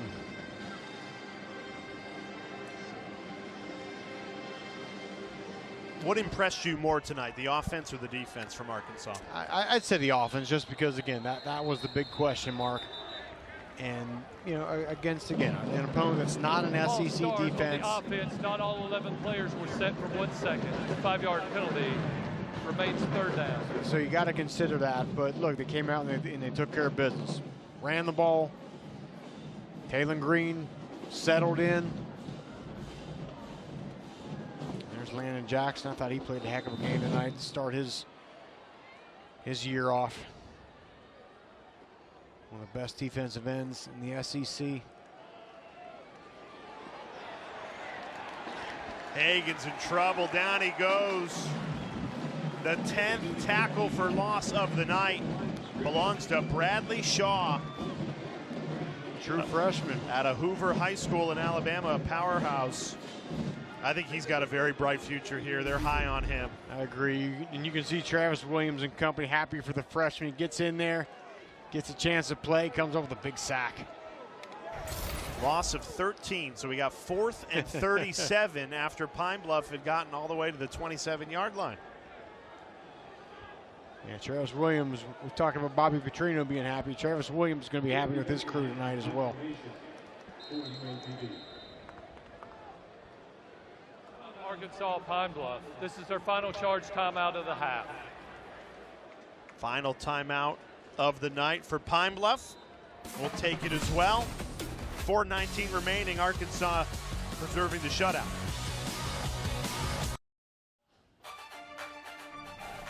Week 1 of the college football season will continue on Saturday. Triple header on SEC Network kicks off with Tennessee against Chattanooga, and then South Carolina, Old Dominion, the nightcap. Southern Mississippi against Kentucky. Rocky and I will be at number 6 Ole Miss in Oxford. They're taking on Furman. Kicks off 7 p.m. Eastern time on ESPN+. Excited to watch that game. All the new additions Lane Kiffin brought in. Well, just how competitive the SEC is. We're talking with Sam Pittman, and he goes, look, you got to run the perfect race, and that's something Pitt knows all about because he was in Louisville, Kentucky to watch Mystic Dan win at 18-1. You can't really see Coach Pittman. He's getting blocked by the Derby. Come on, lady. Take that hat off. The Derby hat. It was a thrilling finish. Mystic Dan won by just a nose. Wins the Kentucky Derby. Pittman was there. He's friends with the owners, and he said he's drawn a lot from watching that because you don't have to win by a lot. No. If you can just get a nose in front, it counts all the same. And he said, if you watch Mystic Dan, he ran the perfect race. That's what we've got to do this season. And most of these games, most games in the SEC come down to a nose, right? Are very, very well played on both sides. They come down to the last possession, and it's just a matter, can you make 1 or 2 more plays than the other team? I think it's a very good analogy. KJ Jackson into the game at quarterback for Sam Pittman. In his collegiate debut, the freshman from Montgomery, Alabama. Getting snaps for him.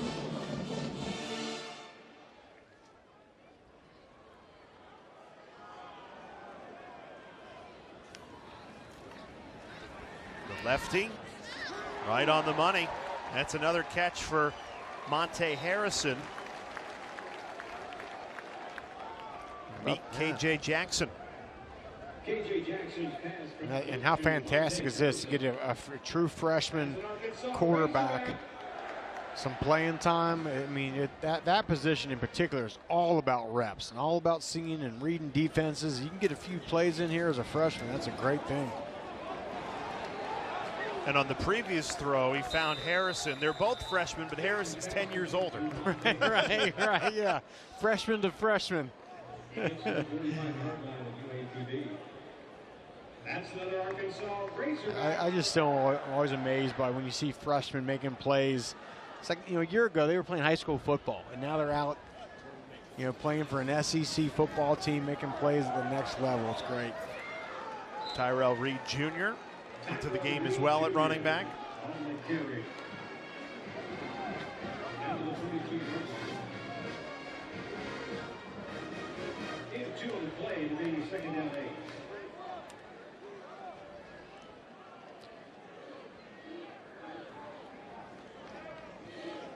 This is the final play before the 2-minute timeout. New rule to college football this year. Jackson falling forward. So the second quarter and the fourth quarter, all college football season long. When we get to that 2-minute timeout like the NFL, we'll step aside. One final time, Arkansas putting a bow on their home opener.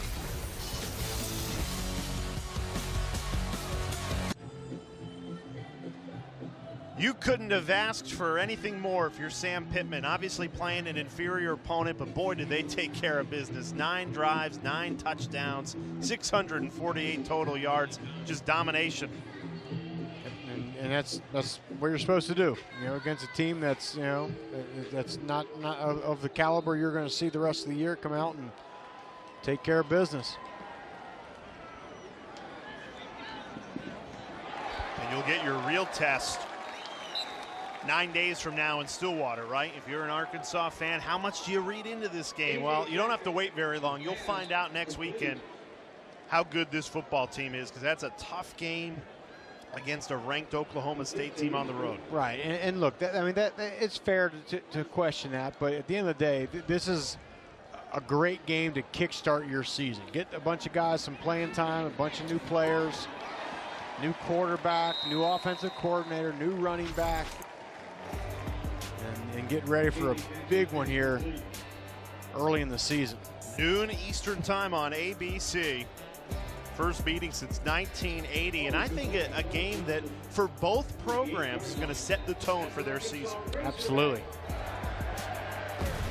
A lot of, as we said earlier, a lot of folks have Oklahoma State winning the Big 12, and that's a game, if you're an Arkansas fan, as your schedule gets harder and harder down the road, like to get that one, right? Start the season 2-0. Then you come home to UAB, feel good about that one, and chance to be 3-0. Yeah. I think what's amazing about this game is they had 9 rushing touchdowns all of last season, and they have 7 tonight. Yeah, a chance to get another one here. Yeah. Bobby Petrino's still calling in plays There it here. is. And they do. 10 offensive drives, 10 touchdowns. What a start to the season for this Arkansas team. And a big welcome back to the offensive coordinator, Bobby Petrino. Yeah, he's liking what he's seeing. And this is with, backups in and still going out there. Look at those hogs up front, still pushing bodies around. That's what you want to see. How about this college football staff for you? They are the only team in the last 20 years to score a touchdown on the first 10 possessions in a season opener. Executing at a high level out of the gate. 70 points. Yeah, is that a smile on Bobby Petrino's face? I don't think you get those all the time. He's happy with how his team played. He did make one halftime adjustment, Rocky. He did. Not with the playbook. He went from with the glasses. Yeah, went from the kind of the Mr. Cool look right there to more the studious look. Yeah. Over there on the left. Both worked, by the way, no matter what. They did not punt the ball. Nope. Did not kick a field goal. Did not attempt a field goal. 10 drives, 10 touchdowns. Wow. That is an OC's dream. Now, Bobby Petrino told us he felt like he had unfinished business here in the state of Arkansas. Didn't like the way things ended. What a storybook this could be if he helps turn things around here for Sam Pittman in Arkansas.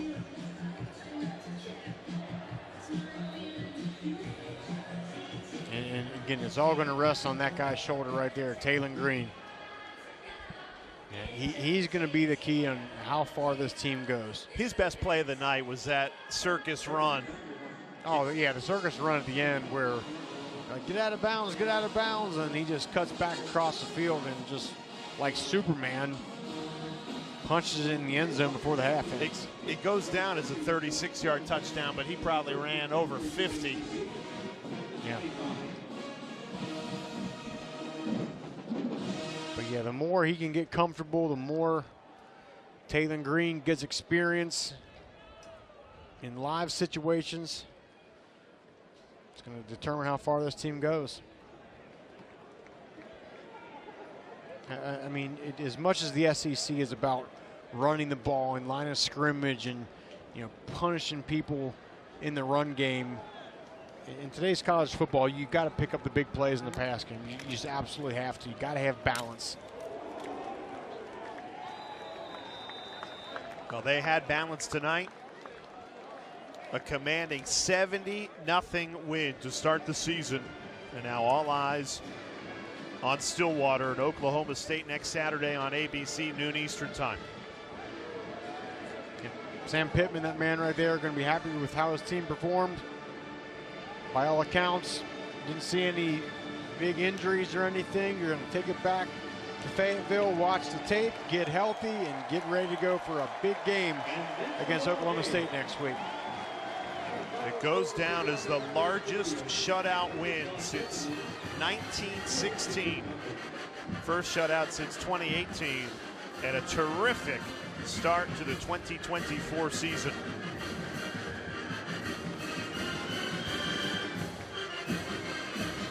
And I think a lot of the things we talked about, the offensive line, the upgrades there, the tackle position, I think we saw that pay dividends tonight. The running game, Jaquindon Jackson looked fantastic. Of course, Taylon Green, Malachi Singleton, the backup quarterback, looked great. I think all in all, it's a very, very positive thing. Now, it is just great to have college football back. We had an appetizer last weekend. Some games tonight, Thursday night, even more tomorrow, and then a full slate. Get ready for just an epic Saturday in week one of the college football season. But SEC football is back with a bang. Arkansas, big winners tonight, 70-0. That does it from Little Rock. Our final score, Razorbacks 70, Pine Bluff nothing. A shutout for Arkansas to start the season. For Rocky Boyman, our entire terrific crew, I'm Jay Alter saying thanks so much for watching. College football is back.